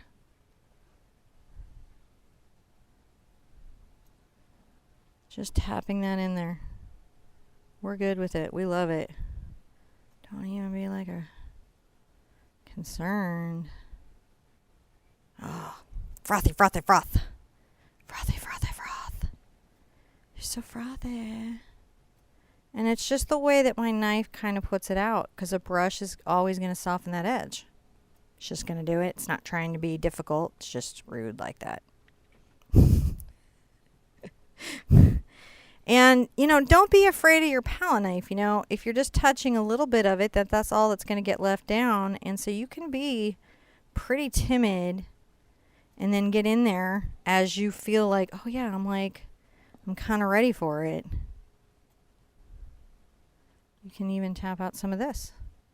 Look at that surprise. Oh, it's so gorgeous. Surprise, surprise, surprise, surprise, surprise, surprise. All right. So now I feel really good about that, and I'm going to sip my coffee because I'm feeling pretty pleased with myself because this is gorgeous. I'm hoping yours is gorgeous. These translate to very big pieces. Yeah, they. That's what I've noticed is that we had a lot of Sherpettes painting these much larger and posting them up in Facebook and stuff. And I saw them out there. I was actually giving lots of thumbs up and hearts on stuff. So, there's so many of them out there. I'm trying to make time every day to go out and give thumbs up and loves to all of the people who are putting those out there. So thank you guys so much for that. I think this can only get better as it gets bigger. Just a feeling that I have. Yeah. It's a feeling that I have. As All it right. scales up. Are we ready to get the next bit in? Yeah. All right, so we have this sort of sea green color here. It's really bright green here, and it's kind of a bluer green there. It's pretty easy to understand. I've got my sky color. I'm going to get my green on there. Excuse me. And get my green on there. And a little of my Indian yellow, so it's that very bright. And I think I'm going to add some of my off-white, which is just so different, you know, than the white. Can you see that? That's just different. Yep. I'm going to take this right up to this edge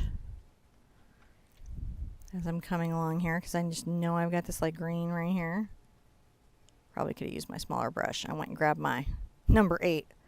But, you know, if I were just painting like normally, I'd be like back here just like, oh, I'm painting. Not even stressed on it. A little more yellow. Keep it bright. Keep it cheerful. Keep it light. Oh my gosh, when she gets in here, it's just going to be like a dream. See, painting can be better than reality in some sense sometimes. Oh, yeah. Because I can take my color and talk about my beach in a way. I can take what I'm seeing there, what's almost implied by nature, and talk about the spirit of the, okay, I'm going to get really weird here, but it's like the spirit of the beach. You know, the spirit of the vacation, the emotion that you felt about the beach, not just the beach. And even good hyperrealists, here's the thing. A brilliant hyperrealist still paints the spirit of what it is. They might get there a different way, but they're still doing it. All right, see, I'm just taking that white and I'm brushing that in there, tapping it through this green space, just softly pulling the brush across. And then as I get up into here, I can be like, oh no, come here, ultramarine. Do you see me? Do you see me? And ultramarine can be like, wait, what are we doing? I don't want to do it. And you'll be like, no, please help me. And it's like, I'm going to add a little green to my ultramarine here. Oh, there it is. And so, whoop, I'm out of it. I'm out of that white. I'll get this other white, I guess. See? Just a different color. I'm just like, I don't want to get it. So this is like this sort of mint blue that we had here. And I'm just going to push this through here. And I made sure that I've left very uneven random spaces.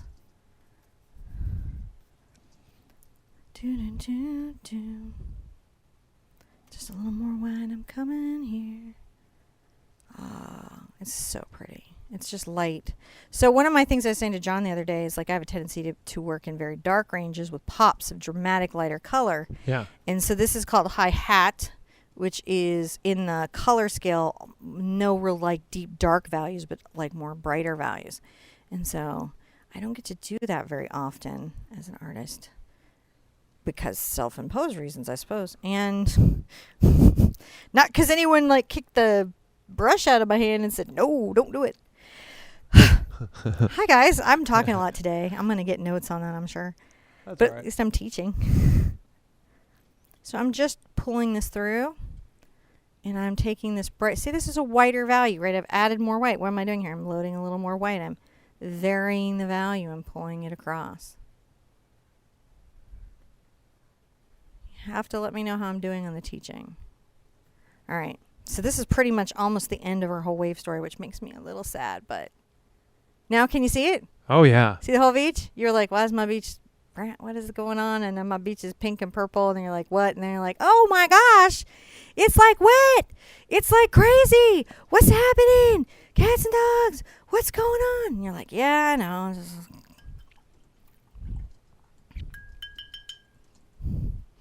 Now I'm going to take my little brush and I'm going to do a little touch here that I'm seeing. I'm going to take my sky color and a little of my, I'm going to get some zinc. I want to lighten it, but not too much. I don't want to make it creamy. I just want it to be a letter value. I'm going to come along my waves back here and push in along here. See, I'm stroking. Just making sure, look at that, pull that, pull that, pull that I have this right here. Doing this with my bristle number 4. And that will, believe it or not, help a lot. Let's look. Oh, so perfect. And while I've got this here, I'll wipe this off. And I'm going to start frothing up my shore. Come here, shore. Let's get some of our blue on here again. And our white. So now that's not a bright white. That's like an off-white. I'm going to come along this. I'm going to make a rough, uneven little bit of seafoam. If I was painting on the beach, standing in the sun with all my Sherpa friends on a painting retreat, we would be like watching the seafoam roll in and roll out. We wouldn't have one wave to paint. We'd have to observe how waves behave. That's always fun. Observe the behavior. I observe the behavior of my teenager. Much more fun to observe a wave.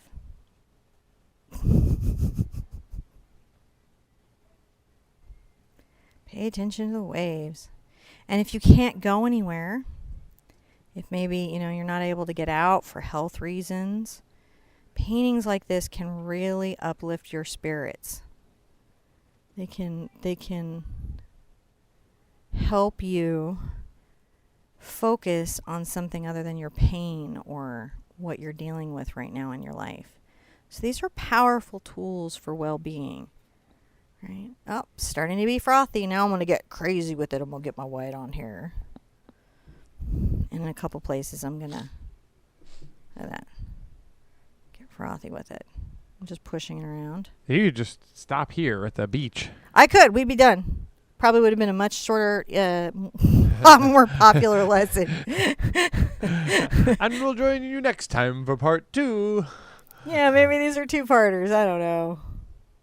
That's a good lesson. Maybe these are 2-parters. What's a good lesson? That you showed up and we had to go into 2 parts because it was too long? Well, that's not the worst. No, it happens. It happens. How long is it right now? Hour and 20 minutes. Oh, okay. We're good. Yeah, we're okay. But this is a beautiful beach to have done in an hour and 20 minutes. Yeah. It's not like we've been here for 3 hours already. Are you... John, we were here a little bit long yesterday. But there was a lot happening. Well, yesterday there was more. And yesterday was like 2.5 hours. Yeah. And she was a very involved piece. This one is less involved.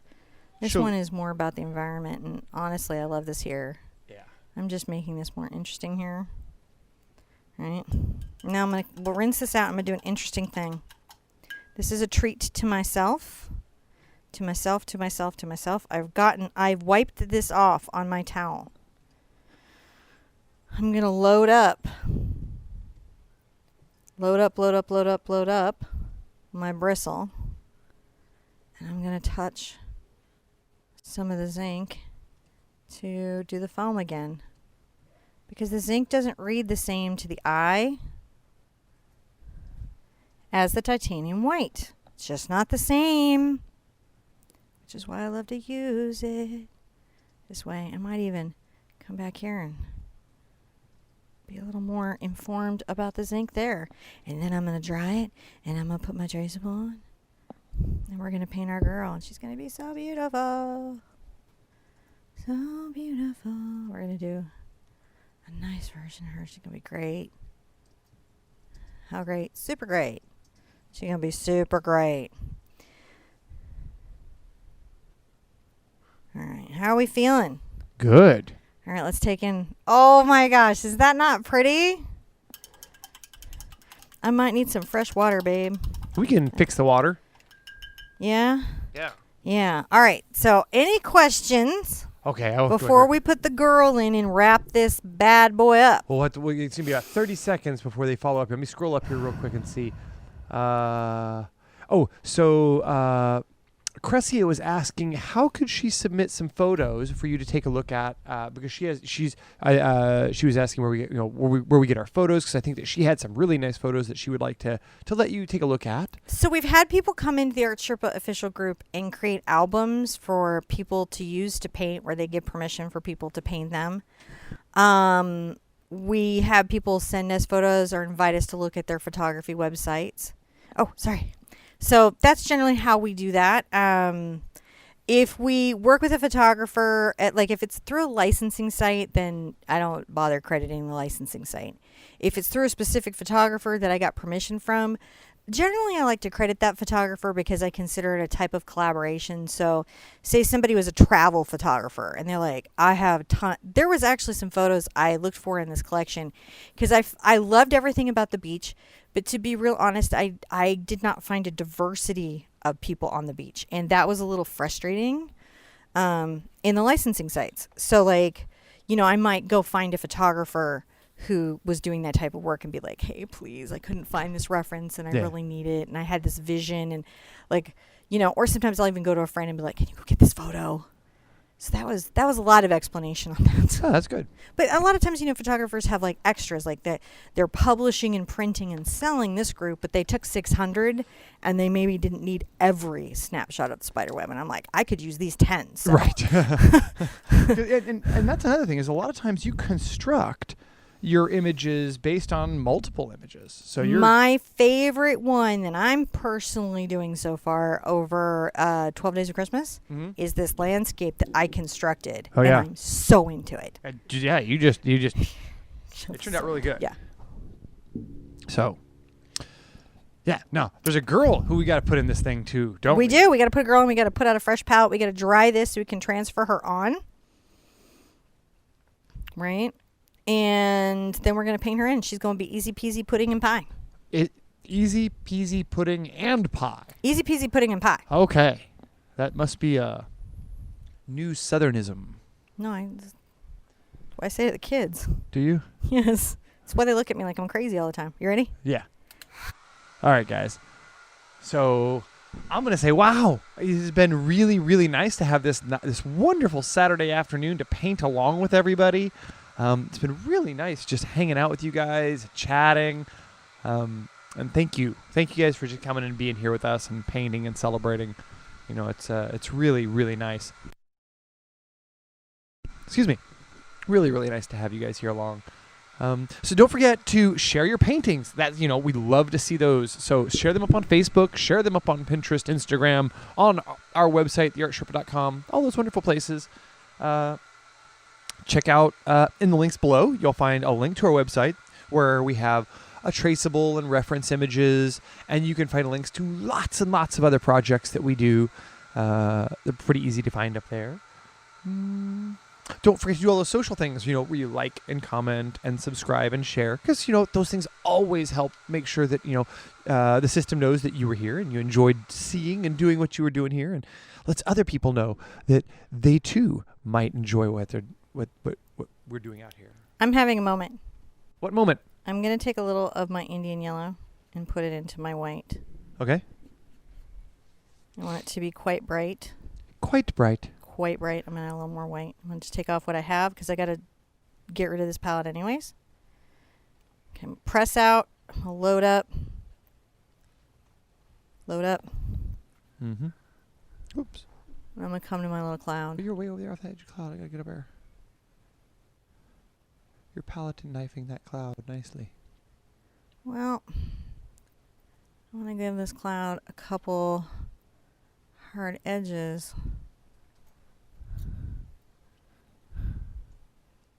Like I gave the waves. Not a bunch. It's a thing I wanted to do. You don't have to do it at home.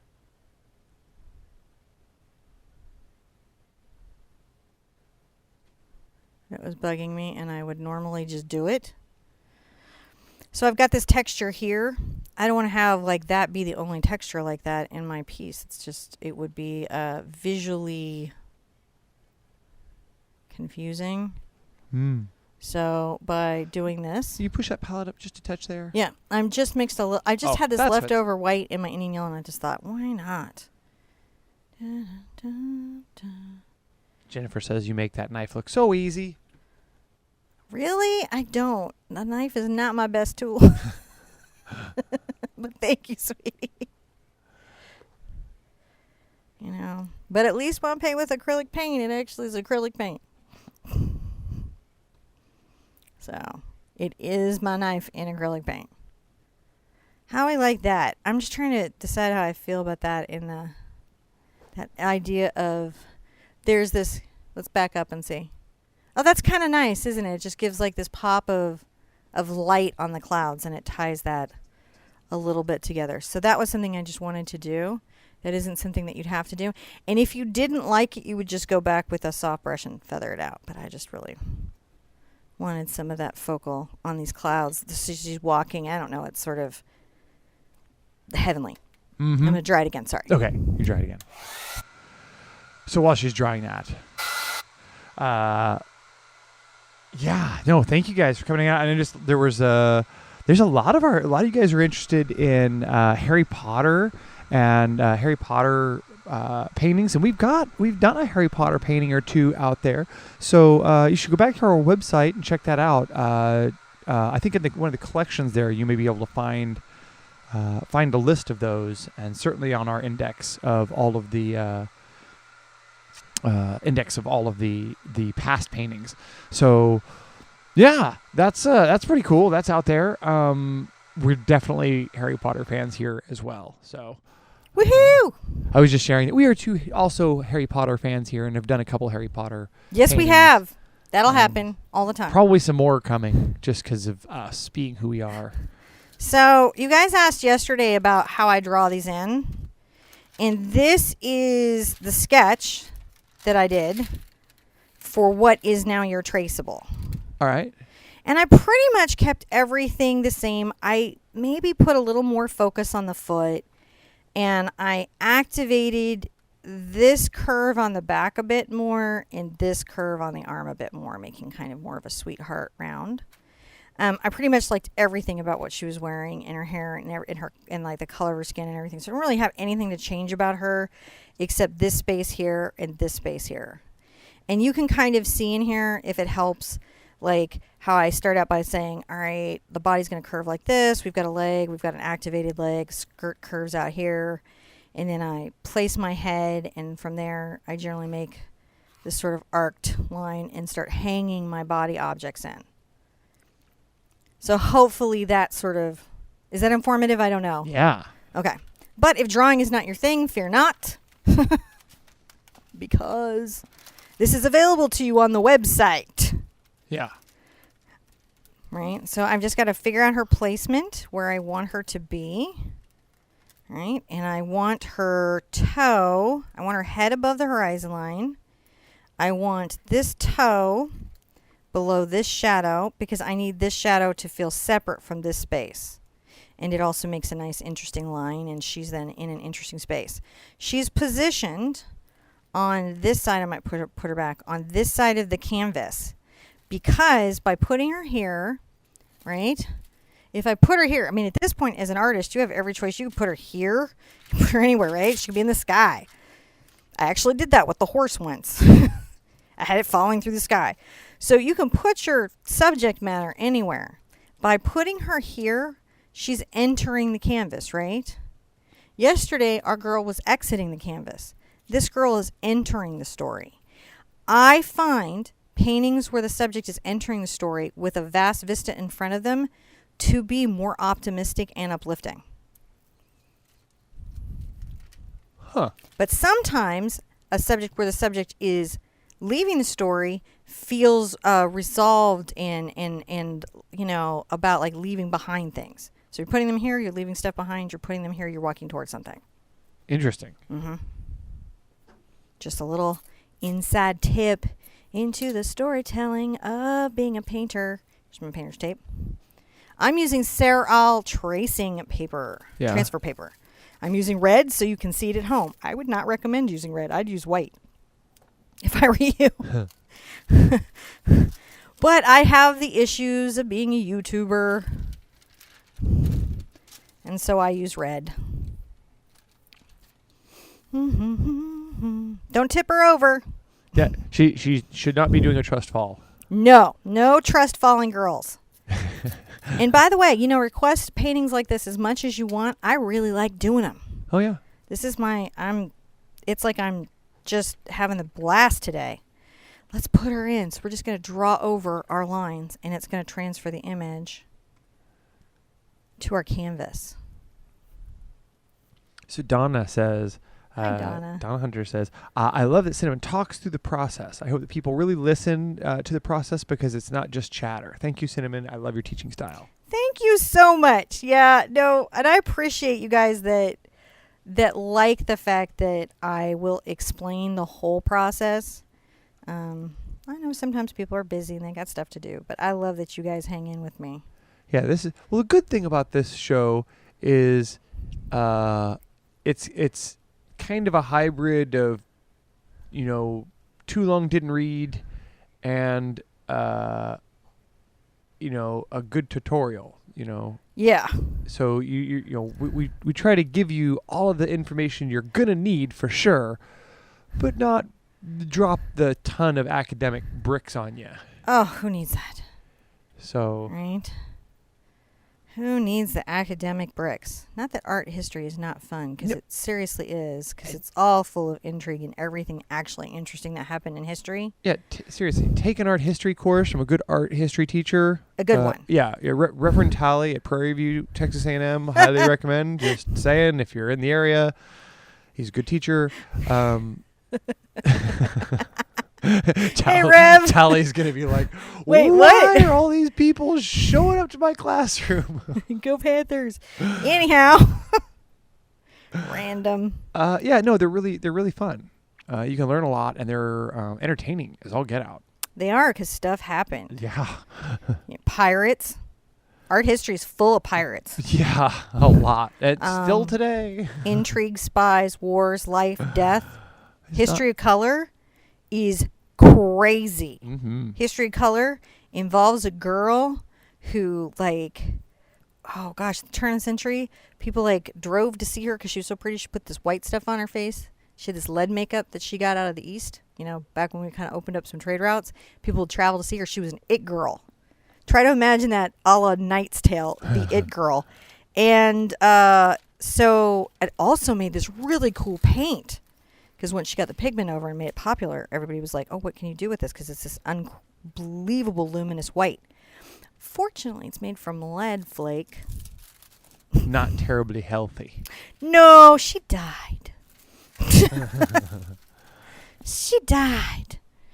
Because it isn't. It's just not terribly healthy. So, some of my line didn't get really transferred here the way I want it to. So I'm going to have to make sure that I get it put in myself. I just happen to have this nice red watercolor pencil, so it's it's all unified. Isn't that convenient? Mm-hmm.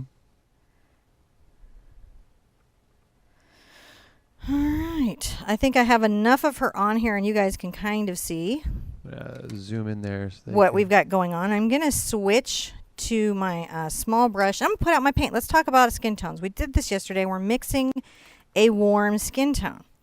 And what's our skin tone strategy? You remember. You're not actually expected to remember. Nobody's actually expected to remember. When I ask a punny question on the community tab, I'm not being serious. There's nobody's being quizzed. But see, the problem is I'm the only one here who can answer. So I'm the one who going, wait a minute, I've got to remember something from yesterday, right? All of a sudden I feel like, wait a minute, I was in class yesterday. I should know this. But I don't. So we're going to paint out. Part of the strategy is going to be putting paint out, I see. Part of our strategy is putting paint out. And so in some colors that are going to be necessary. In some colors. And I see that some of those necessary colors are kind of yellow and orange. Right. And this time we're also going to use some glazing liquid. But what colors are those? Okay. So we have our primary skin tone recipe is going to be made out of yellow ochre and cad red light. What's the other one? Also yellow ochre. Oh, so you just got two plops. So I can lighten and warm it. Oh, okay. Right. Whoa! I don't need that much. Well, you got it. I got it. So how I'm going to fix that is I'm going to take, this is the experimental Sherpa knife. I'm going to scrape it over here. Oh, yeah. Let's come over here. I mean, we need some of you, but just not all of you. Right. There we go. At least it doesn't dry. So it's all usable there the whole time.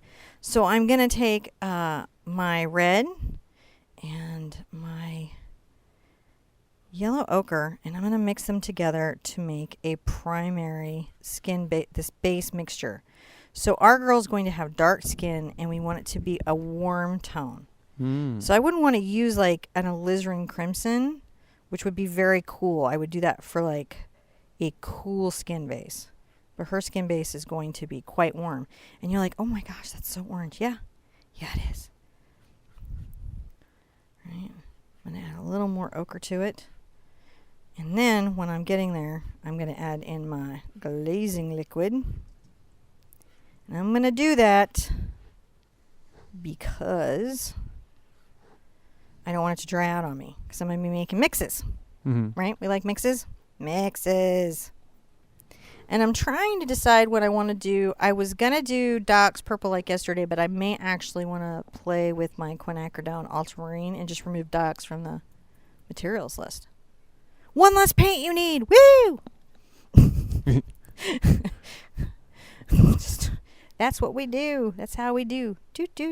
Putting out some unbleached titanium, which is a whole series of pigments. That's how you know Golden's paint and Liquitex paint is different.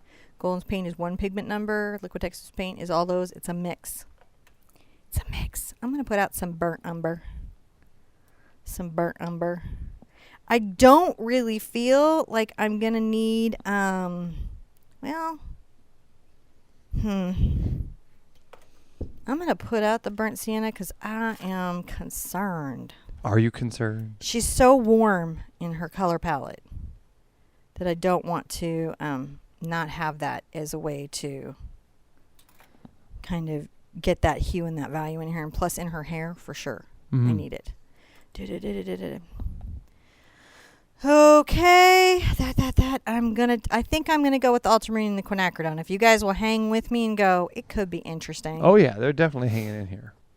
Let's put that out. I was like when people are like, ultramarine is not a good color.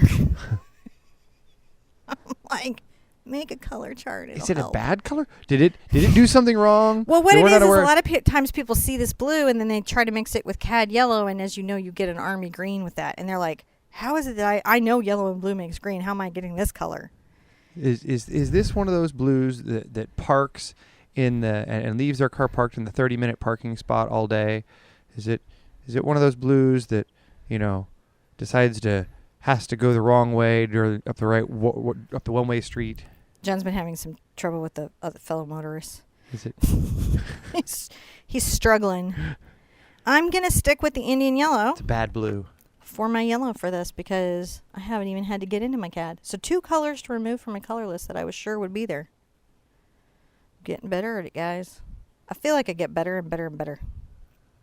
So, for this over here, I'm going to take a smidge of this, right? And I'm going to mix a very light skin tone. Take a little of my... Did I put out my whites? No, I didn't. I'm going to put out both whites. Both my titanium. I keep reaching for it and then pulling back like they're going to jump up and get me. What am I afraid of? Now, is Indian yellow a golden color name?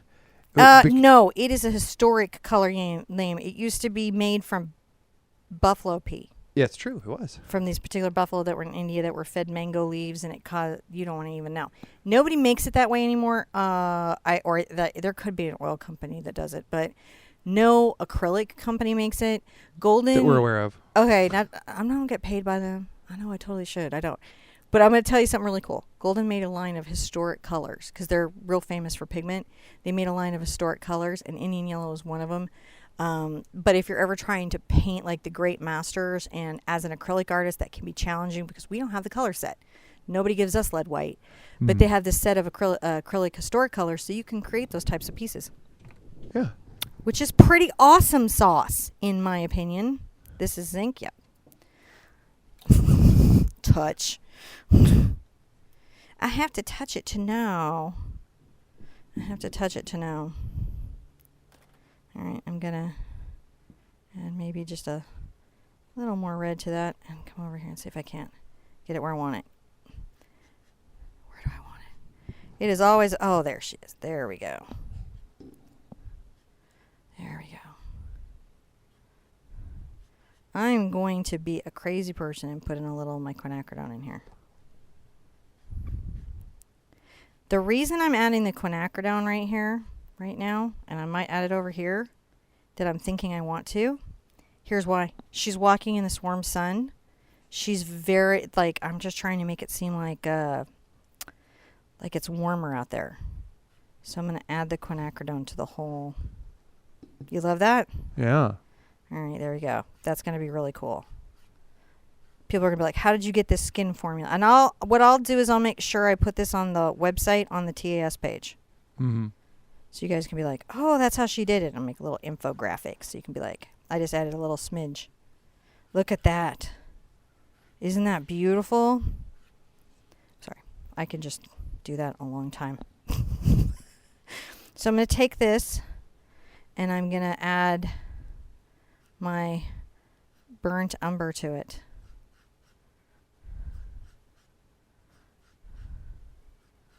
Oh, that's beautiful. The trick when you're doing any darker skin tones is to prevent it from getting ashy. So you don't want to just simply lighten with white.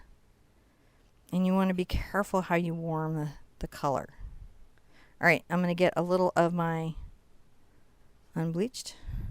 We're going to see how this is looking. Ooh, this is... And remember, there's a really cool thing. You can take your skin tones over to your picture and test them. But we're doing some similar stuff that we did with the beach. So I'm going to add a little of my blue to that. And that is our shadow. See how it's gone a little purple because of the quinacridone? Yeah. Ha ha ha ha! I'm winning today. Look at that. Look at it. Okay, I'm all right. I'm fine. I'm okay. Now I'm going to take a little of my quinacridone into my burnt umber. Add a little of my yellow ochre. Now I've got some skin tones to work with, don't I? And they're all beautiful and they're all warm. I've got my titanium white, my unbleached, and my zinc white to lighten. And I've got these two to paint in our skirt and dress. We're set up. Yeah. Ready to go. Missed it up. I know it's a long time to mix skin tones. Super fun, though. It really is super satisfying to get in there with a palette knife. Not just watch it, but to do it. Got my number 4. Got it. Mm-hmm. And now I'm going to start blocking in my shadows and my highlights and the lighting on this. So the first thing I'm going to do is I'm going to say, like here on her shoulder is very in shadow. So I'm going to come here. I love that.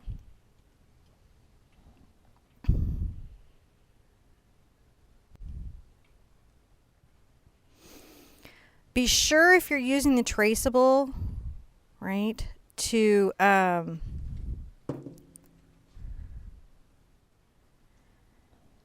of come inside the lines. And so what I'm looking for here is my values, right? This is a highlight, this is a shadow, this is the darkest shadow, this is a dark shadow. Where those are, and I'm trying to kind of block in.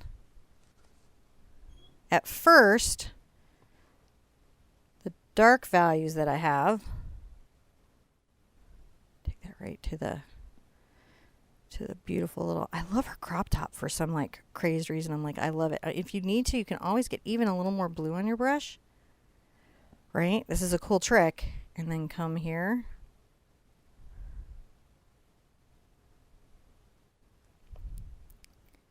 Just blocking that in. And if this brush is too scruffy, and it might be, I'm going to get a nice clean bright which I think I'm going to switch to because it's just too scruffy for me. I don't like the roughness of the edge for this. I'm going to switch to this number 2 Ruby Satin Bright. Get it wet, drag off the extra, keep at this because I have plans here. So there's this nice shadow that comes under her top. And then also I think it's really interesting that there's a little shadow that's along her skirt line. So I'll just take a little blue here. Just grabbed a little blue. Right under this. Okay, back into my shadow color. Loading it up. Don't overload. Sometimes I get distracted and I overload. Make sure this line is nicer. Because I did this beautiful shoulder line, which I'm super proud of. Right?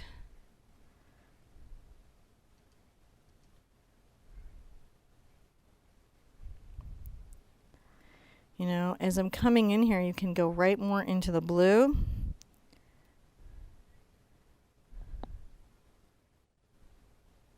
Maybe just there's a little thumb peeking out.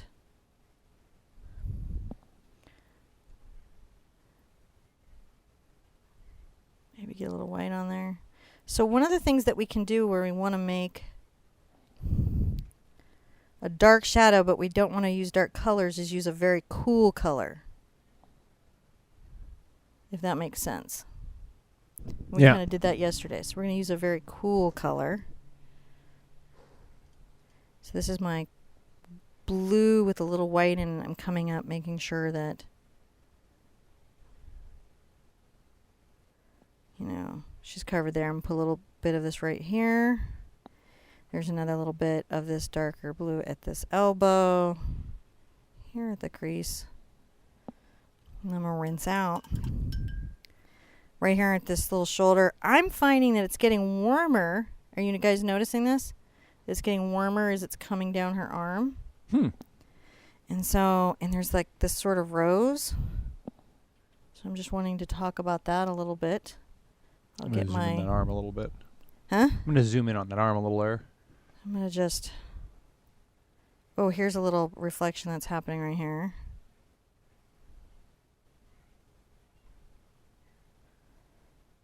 My goal here is to have her, like at the beach, be the feeling of her day.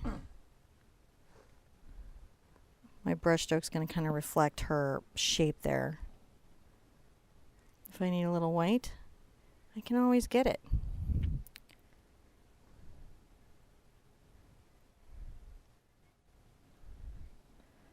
Here we go. So I'm having little coverage problems, as you can see, and I'm just making sure. And that is, I think I had too much water on my brush, which can happen. Right, you can get too much water on your brush. This is my base color, and I can always lighten this and warm it with my yellow. So I've got my off-white. I'm going to bring this light color right here. And I'm doing this just soft kind of reflection that I have. I'm just tapping that in. Maybe there's a little bit right there.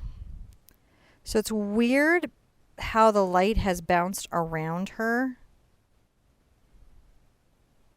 And then let's add this lighter color here at the fingers that are bent down. If we do each individual finger on her, I'm going to get my shadow color, but I haven't rinsed my brush. So it'll still tie into our shadow. I'm going to come along this line. If we get too detailed, what we'll have is that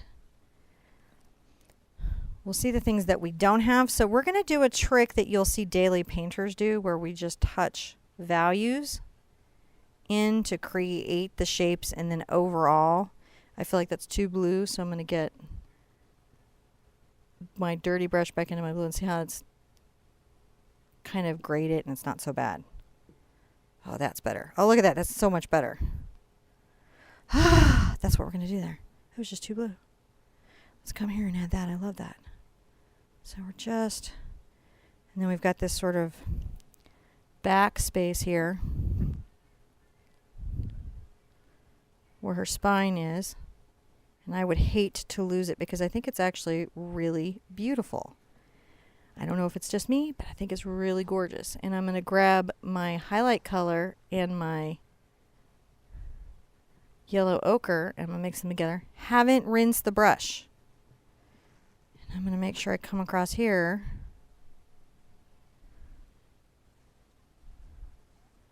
And kind of tap in this highlight. Can we see this? And I'm going to get my base skin tone, adding it in. So what can happen to people in skin tones is it's really hard to get all these little mixes. If you pre-mix this palette up ahead of time, you can dance around as long as you need to. So I'm adding this warm shadow that's sort of reflecting on her rib here. See? And maybe there's a little bit of that on this side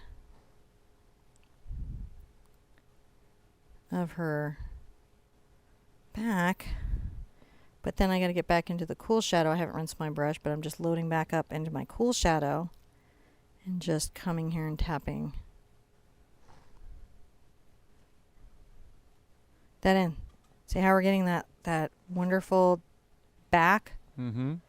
More into my cool shadow. I need to pull this down a little bit. I'm going to maybe wipe off. I'm going to come back into my highlight, into my yellow ochre and my highlight skin tone. Let's come right here. We know that she's got this lovely, lovely. And then what we're going to have in a minute, in a little while, I'm going to add another little touch right here. Maybe one right there.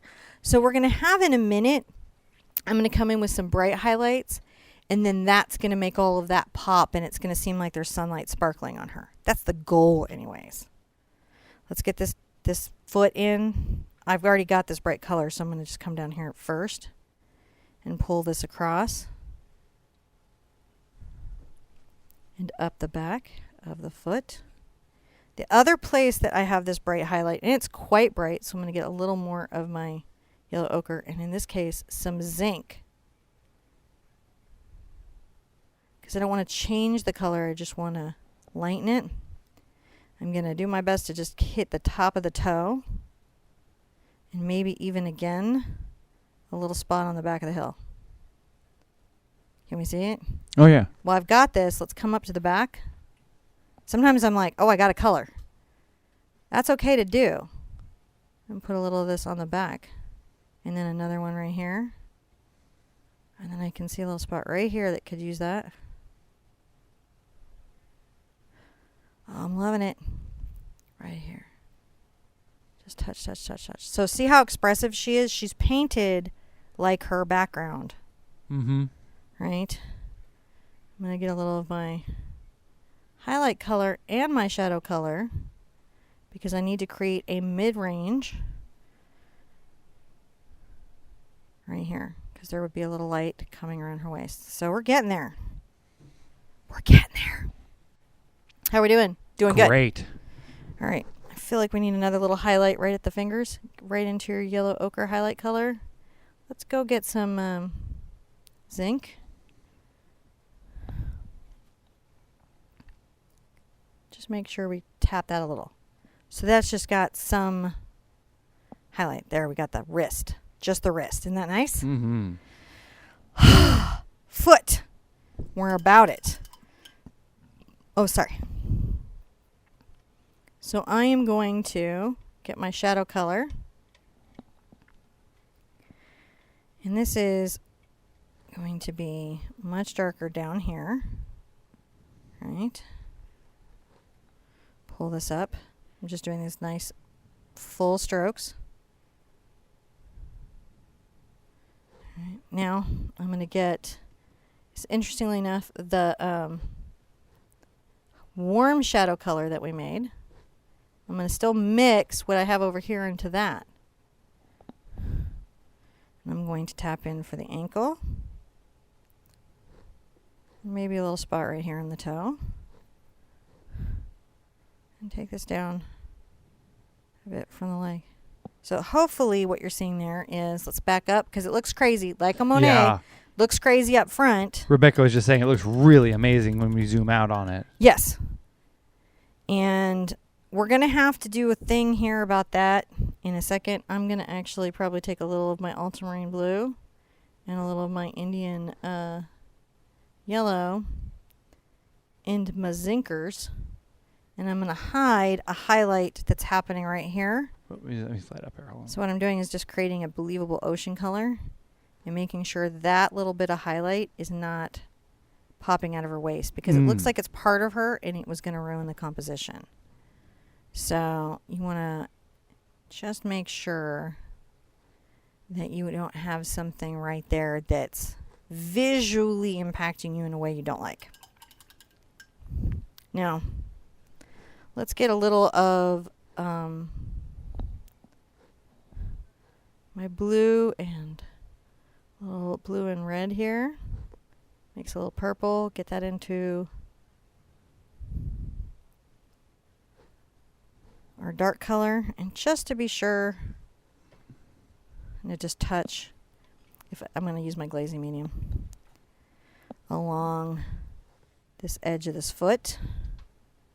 You guys ready? Mm-hmm.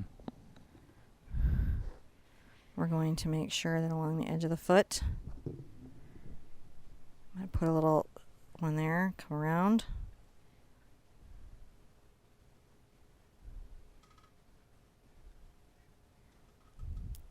Let's put the shadow. I'm wiggling back and forth so the shadow still reflects what I have. I'm going to get just a smidge more blue on here. Come right under the foot. Just a smidge more blue. I mean, this is like, in our world, this is probably where the least light could be, is like right under her foot. And anchoring that will anchor her more than anything else. If you needed the anchor. You might not need the anchor. All right, let's do this bright lit shoulder, which I really, really, really, really like. So that's going to be our, might pull a little more base color over into it, of our wonderful warm color, add a little more yellow ochre, glazing medium, and let's come start this warm shoulder. We just have to get, we don't have to get all of it because, let's pull it in. On the outside here, pull that over. Interestingly enough, it's down the center of the arm that you actually see the brighter of that. So I'm going to just make sure I'm paying attention to my shape. I'm going to get a little of my shadow color and my highlight color because I do have a shadow here. It does happen, but it's not quite the same as the one on this side, is it? And I'm going to pull this up and pull it in there. I'm going to come into this, my pure shadow, and right here along the back line, I'm going to make that darker. And if it's still not enough, because that, see that right there? Get a smidge of your blue. Just tap it in. If you proceed slowly, but not fussily, you can keep the expressive nature of what you're doing. There we go. There it is. See it? Yeah. Just take a minute. We got it. And then we can bring a hint of this right there.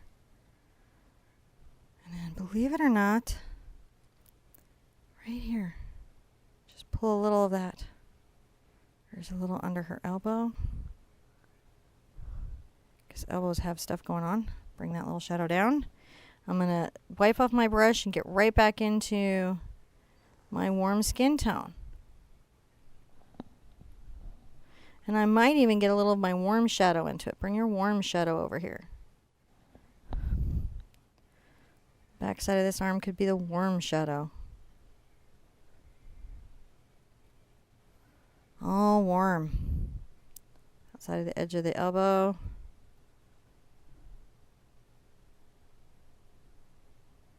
Alright, there we go. Now I gotta get some highlights on there. So wipe off. Get your yellow and your highlight color together. You can add a little more of your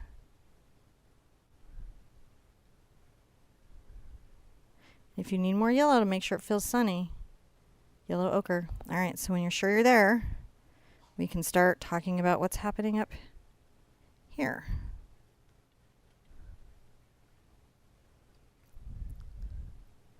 And she's got a little bit of a highlight there. It's pretty well thought out above the... Well, there's some right here. Look at that highlight where the sun has hit her. Oh, I'm going to add some of this nice color right there.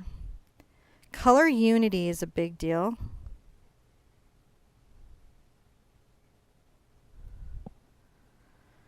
And now our foot.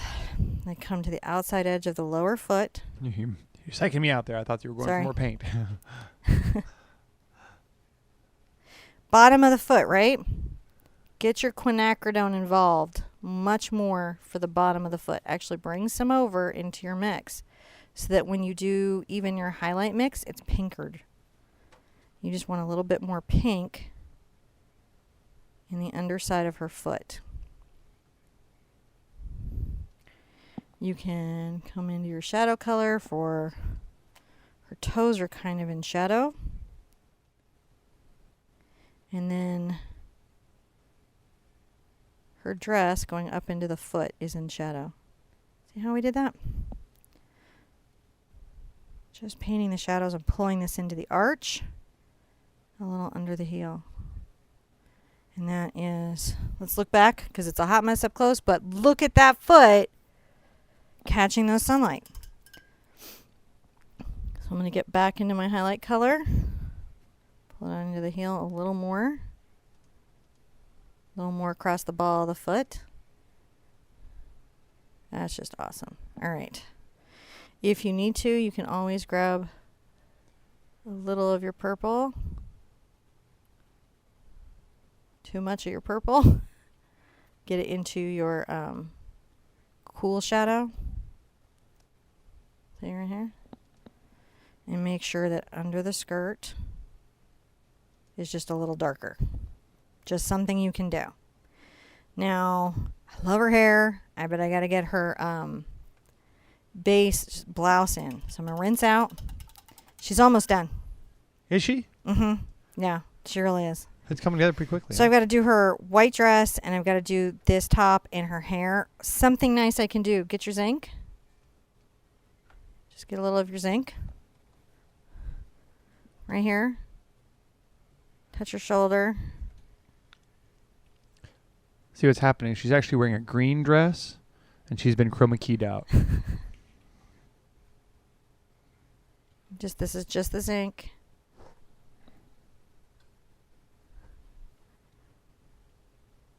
Nope, that's titanium white. I'm like, what's going on? It's titanium white. It's fine. It still works. Zinc just would be like a softer, right? When you do zinc, it's just a softer. See? To compare them. So now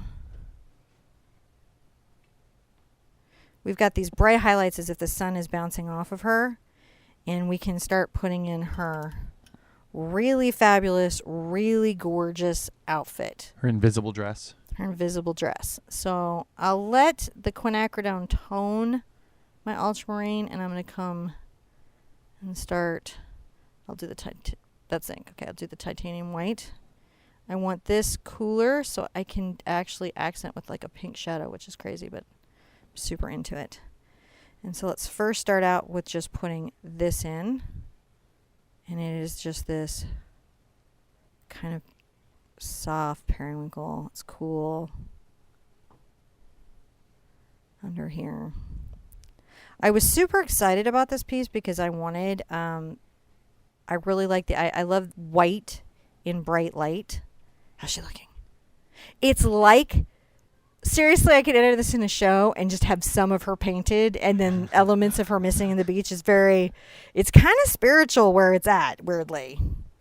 I'm going to take a little of my pink and my white, like a lot of my white. And if you need to, there's a trick you can do where you get a little of the yellow into it so it's super warm. And where I'm going to tap along this edge here. Right here. Come across. You see it now? Yeah, Agi Valkyrie was just saying, I really like the incomplete look and might just do a painting just like that. It's, you know what? It is not the worst idea anybody ever had. So I'm taking my blue and my white. Just making sure that we all feel like it. I'm just going to dry brush a little bit. What brush is that you're using? I'm just using a number 2 ruby satin. All right. Loving that. We loving that? We're loving it. Now, to just be sure that your hair, her hair is going to cover a lot of stuff, but I'm going to just take her shadow color, even where I know her hair is going to be covering it up, just so that when the hair comes down, it feels better. I'm going to take my burnt umber out and a little of my ultramarine.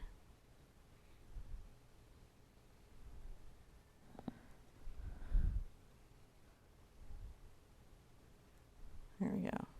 I had to get the glop out.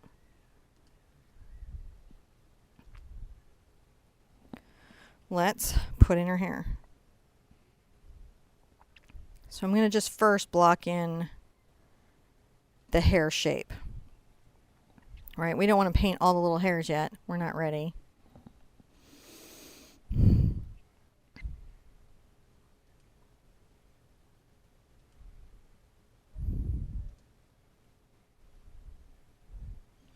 Some of her hair goes forward, and some of her hair comes back.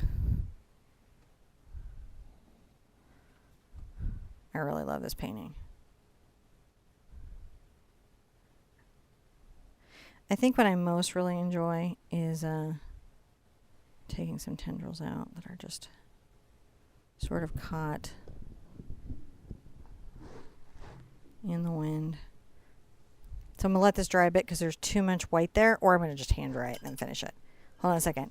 So what's happening is my white hasn't dried. I don't want any creaminess on this. Oh my gosh, I love her so much. Only want the light that I do. Okay. All right.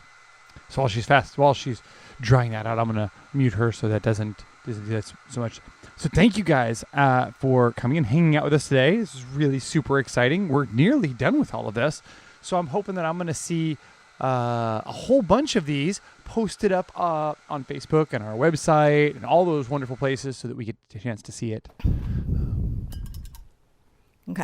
Okay. Back to what I was doing. What were you doing? Back to my business. I was putting in my base hair. Your base hair? My base hairs. My base hairs. You know, she doesn't have like crazy long hair. And I'm making sure that the edges I'm just feathering them out. Right? So that it feels more natural. There we go. See? Just got a little.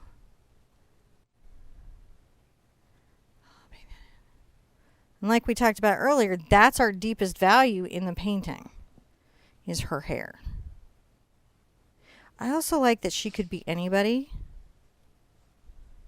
Yeah, there's actually someone was saying that Darrow was just saying, I love the skin tone. She looks just like my sister. So. Oh, that is so cool. I am kind of excited for that and for you. And also for her. She's just coming out beautifully. She is. Right. So let's get back into our skirt, letting this resolve for a minute. What's our skirt? Well, we know that it is a little of our ultramarine, toned with our quinacridone. Still blue, but just toned with it. Let's pull out our white. This is our shadow value right here. Let's talk about some of these darker shadows. So we've got her hips got a pretty good shadow going. It's part of the skirt. Little shadow cast. So there's this really great billow that I just don't want to lose. I'm going to do my best to kind of keep its feel. I'm brushing this around the curve. Don't get caught in every line and every detail. Get caught in the overall values and shapes. See that shape of shadow? Yeah. That's your first thing to get caught in. Gotcha. Keep yourself centered in what you're doing. You can always come back with highlights and lowlights.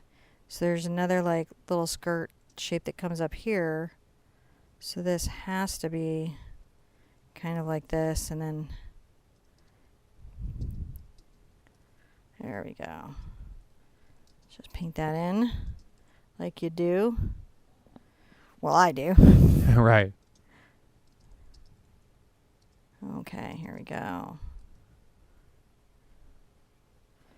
Painting. Oh, I need to be in my titanium white. There we go. So the titanium white is a deeper, less activated kind of like, I don't want to say deader color because that's not really accurate. It's not dead, but it's more opaque. Okay, so we have that happening there, which we like. Likey, likey, likey. Mm-hmm. Keeping going. Keep going and just sort of see what we see. Right here. Oh no. Betty Jo says, I ran out of titanium white right in the middle of my project and I can't get any more right now. Oh, dude, that is not fun and have been there. That is one of the few things that really shuts me down as an artist. Yeah. She was like, I'm going to, can I try substituting like craft white paint? Mona was suggesting maybe gesso. I don't know. That's a tough one. Titanium white's that's a product in and of itself.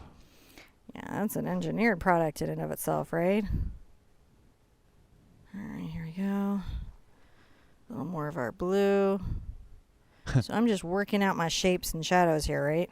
Staline's like, cut that bottle open and scrape it out.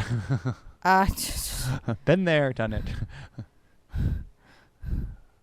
Although that little squeezy tube machine you have works pretty good. Oh, it's so nice. All right. So it's starting to blow back. Let's look. She's starting to live on the beach, isn't she? Yeah, she's there. She's just so pretty. I was so glad you guys voted on her in picture because I was just like, man, you know? Good example, warm and cool shadows. Can you see how this is blue and this is pink? Yes, I can now. All right. So just... Didn't see it until you pointed it out, but yes. So I'm going to pay attention to the direction of the flow of my fabric. All right, because that will help me keep going. There's a couple of cool bits still coming down here, so I'll respect those. Not that I meant to be respectful, but I'm gonna. No, it's okay. I'm actually a pretty respectful person. All right.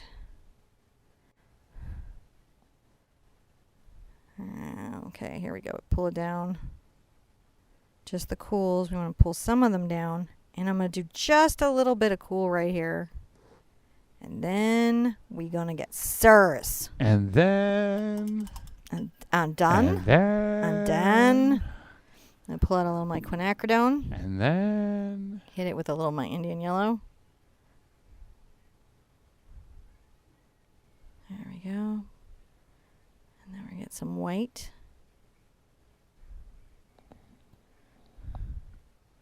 A little of my somewhere phthalo blue. And you're like, wait, you put yellow in there. How does that even work? Ha! The magic of quinacridone and ultramarine together cannot be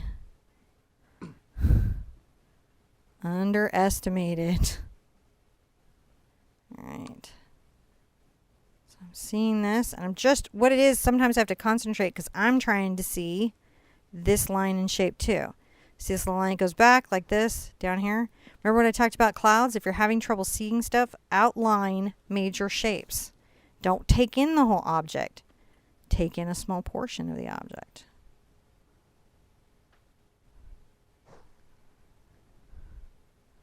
Right? Yep. Here we go. Just pulling that down.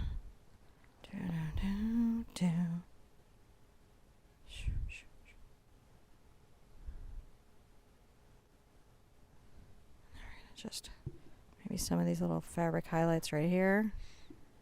Pulling this in, pulling that in.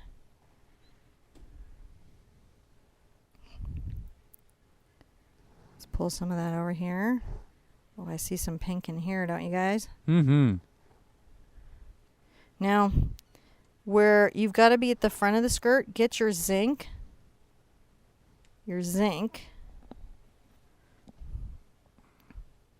And come under. See how I'm doing? Yeah. It will help. I'm going to take a little of my zinc into my brush now too. For some of these. All right, we're doing pretty good. We're almost done. We've got to pop, hey babe, we've got to pop a highlight on her skirt so it feels white. I'm going to rinse my brush out. I'm going to start with my quinacridone and Indian yellow, and I'm going to get a ton of white on there. A little pinker. Ton of white. But see how that's a very warm pink? Mm-hmm. Okay.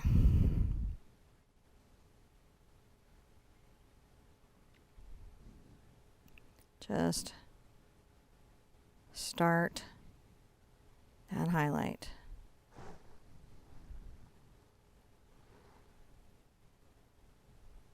See one in there? Catch it.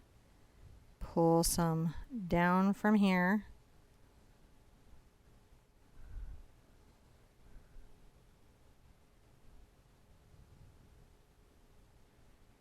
And here's that shape. We're getting there. Mm-hmm. All right, that's how we're doing. Evaluate. Needs one more. It's pretty close.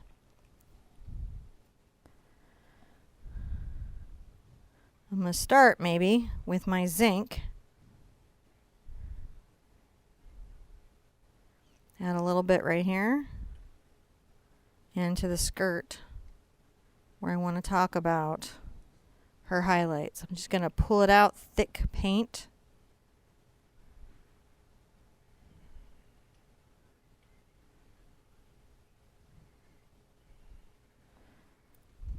But it's kind of transparent in it. It's not, see how it keeps it. Is this not just the most romantic thing you've ever seen? I love it. Everybody's thinking this is just really amazing. Okay, let me see her. She's looking pretty. I'm really loving her. Yeah. And just a smidge of the ever powerful titanium. Titanium white is the most powerful white. It is.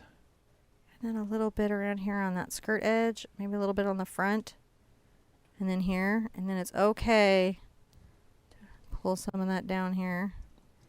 And one thing that will help is it's a good idea to make sure that you've got some of your shadow color with your blue, right? And just tap in right here at the skirt's edge. Oh, that really does it, that little shadow. And she needs it. Otherwise, it doesn't feel like the skirt's sitting on her. And I'm going to maybe tap in just a little soft bit at her spine. Activate that a little bit. Love it, love it, love it, live it. Mm-hmm. It's my favorite piece. Tammy thinks that you outdid yourself. I feel Better like I than might have yesterday. I honestly feel like a lot better than yesterday, and I'm really loving it, and I feel uber redeemed. I like it. You know what? Yesterday was great, though. I loved yesterday. I love you, babe. I'm going to grab some of my quinacridone magenta into my burnt sienna and some of my Indian yellow. And I'm going to come in. Oh, good. Christina says that she's going to share her finished product. I look forward to seeing that. I am really also looking forward to seeing that. I'm going to just highlight some of these hairs right here. I think I want to go more burnt, more deeper. Oh. I want to go back into my burnt umber. Lisa was saying she's thinking of adding a little girl or a little kid walking with her, holding her hand. I so agree with that. Oh, that'd be a great one. Yeah, that's a really good idea. Lots of people are agreeing with that. That's great. It's a good idea there, Lisa. I'm going to make sure that the back. Oh, what'd you do? Oh, there's a mark. I know. Before it dries. Do. You're just getting some water and. Yeah, and scrubbing it out. And then wiping it off on my towel. And away it goes. And away it goes. It's not there no more. It's not there no more. Grabbing a little blue and a little of the brown because I definitely want the back of the head, to have its shadow where it's supposed to. Now, watching this. Yeah? Yeah, you used a lot. Go ahead. Sorry. No, watching what? No, explain your thing here. Oh, I was going to put in a highlight in her hair. Yeah. And I think I'm going to use my purple, maybe. That's what I'm feeling. Just make sure that this is... And I've watched this and noticing that you haven't used a lot of complex skills. This has just been a very long painting. Yeah. And I don't even think it's that long. Well, I mean, for a new painter. For a new painter, if you're used to a 15-minute tutorial, yeah. So that's really what's going to kick this up into that 2 to 2.5 hoot level, huh? Is that this is just so in depth. It's just so in depth. I'm going to get a detail brush and work my stuff the rest of the way. Where are my glasses? Now, it's on. It's time to see up in there, to get the details in. Yeah. The deets. I'm going to take my burnt umber into my Indian yellow. I think I like that as a highlight color. And I'm going to use my zinc because I don't want to cream it up. I just want it to be a little bit lighter. And I'm going to just... Maybe I need to have it be white. Let's go white. Okay. More yellow. Just on the detail edge of this.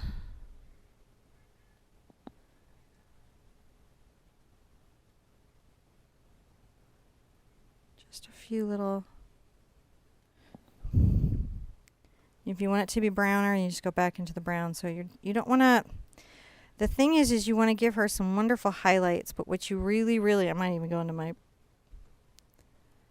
I don't want to take her hair in any way... There we go. I'm just going to use this. Out of the brown that it is. Mm-hmm. I want to say that there's some tonality. Sorry.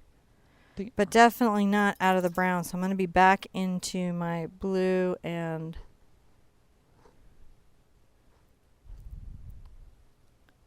Just trying to get some fluid here. And if I can't, I'll just go like that. Don't bring the paint to the water, bring the water to the paint. All right, here we go. Just working on her hair because I want it to be a certain kind of way. There we go.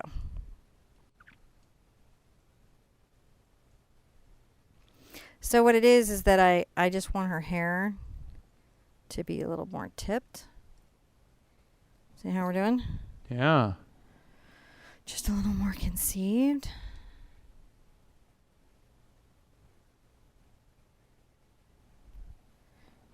And then here at the crown, we'll talk a little bit about a highlight that she's got going.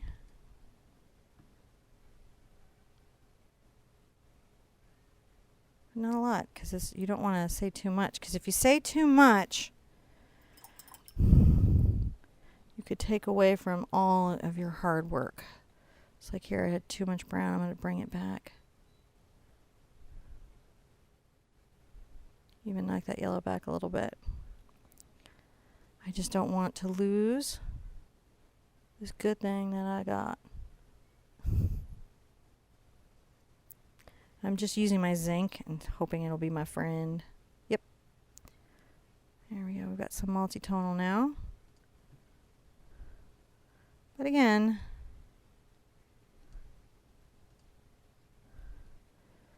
not the kind. All right. I think we're pretty much almost there.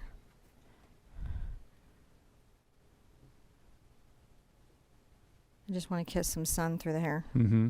So I'm just using the Indian yellow on the tip of my brush to just create like the idea that there's just some reflective sunlight a couple places. Not a lot though. Let me see. Look at that.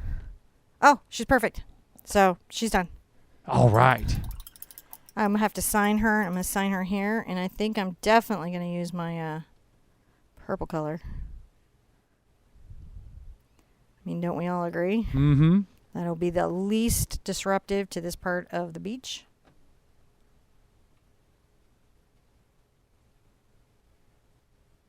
Using the tip of my brush. Scripting out how I sign my name. Here we go, guys. Wow. I like the painting better than the reference. Just that's me. You might feel differently, Yeah. but I love her. I love this. She would be beautiful big. I think that if you painted her in your home, you would look at her and feel like you had completely escaped every time you looked on her. Mm-hmm. We're going to be back tomorrow. This is amazing. Do you love it? I love it. I kinda really love it do. too. I tell you what. Here, before we go. We got to do our thing. We're Yeah. gonna do our thing here. Let me zoom over here and pan out on that and say, oh, there's our full view And of that. she'll be up on the website and everything, that reference and all the other Yeah. references and materials you need. And I want to see this. I want to see you guys put this up. I want to see your paintings of this. This is great. There you go. Isn't this We've got fantastic? that. That's okay. You can come back over the main camera. I will, after we're done with this, make sure I do, because this skin tone recipe was a little different than the other one. I will make another little graphic and instructional guide just in case you need a refresher for this exact skin tone, or if ever you need to go back and get the skin tone again, you can check the website and that will be there. Yep. And some of the other stuff from this, I'm pretty happy with her. So I hope you're happy with yours. Be good to yourselves. Be good to each other. I want to see you at the easel really soon, hopefully for tomorrow, where we're going to paint something really gorgeous landscape. Yep. Bye-bye. Bye-bye, guys.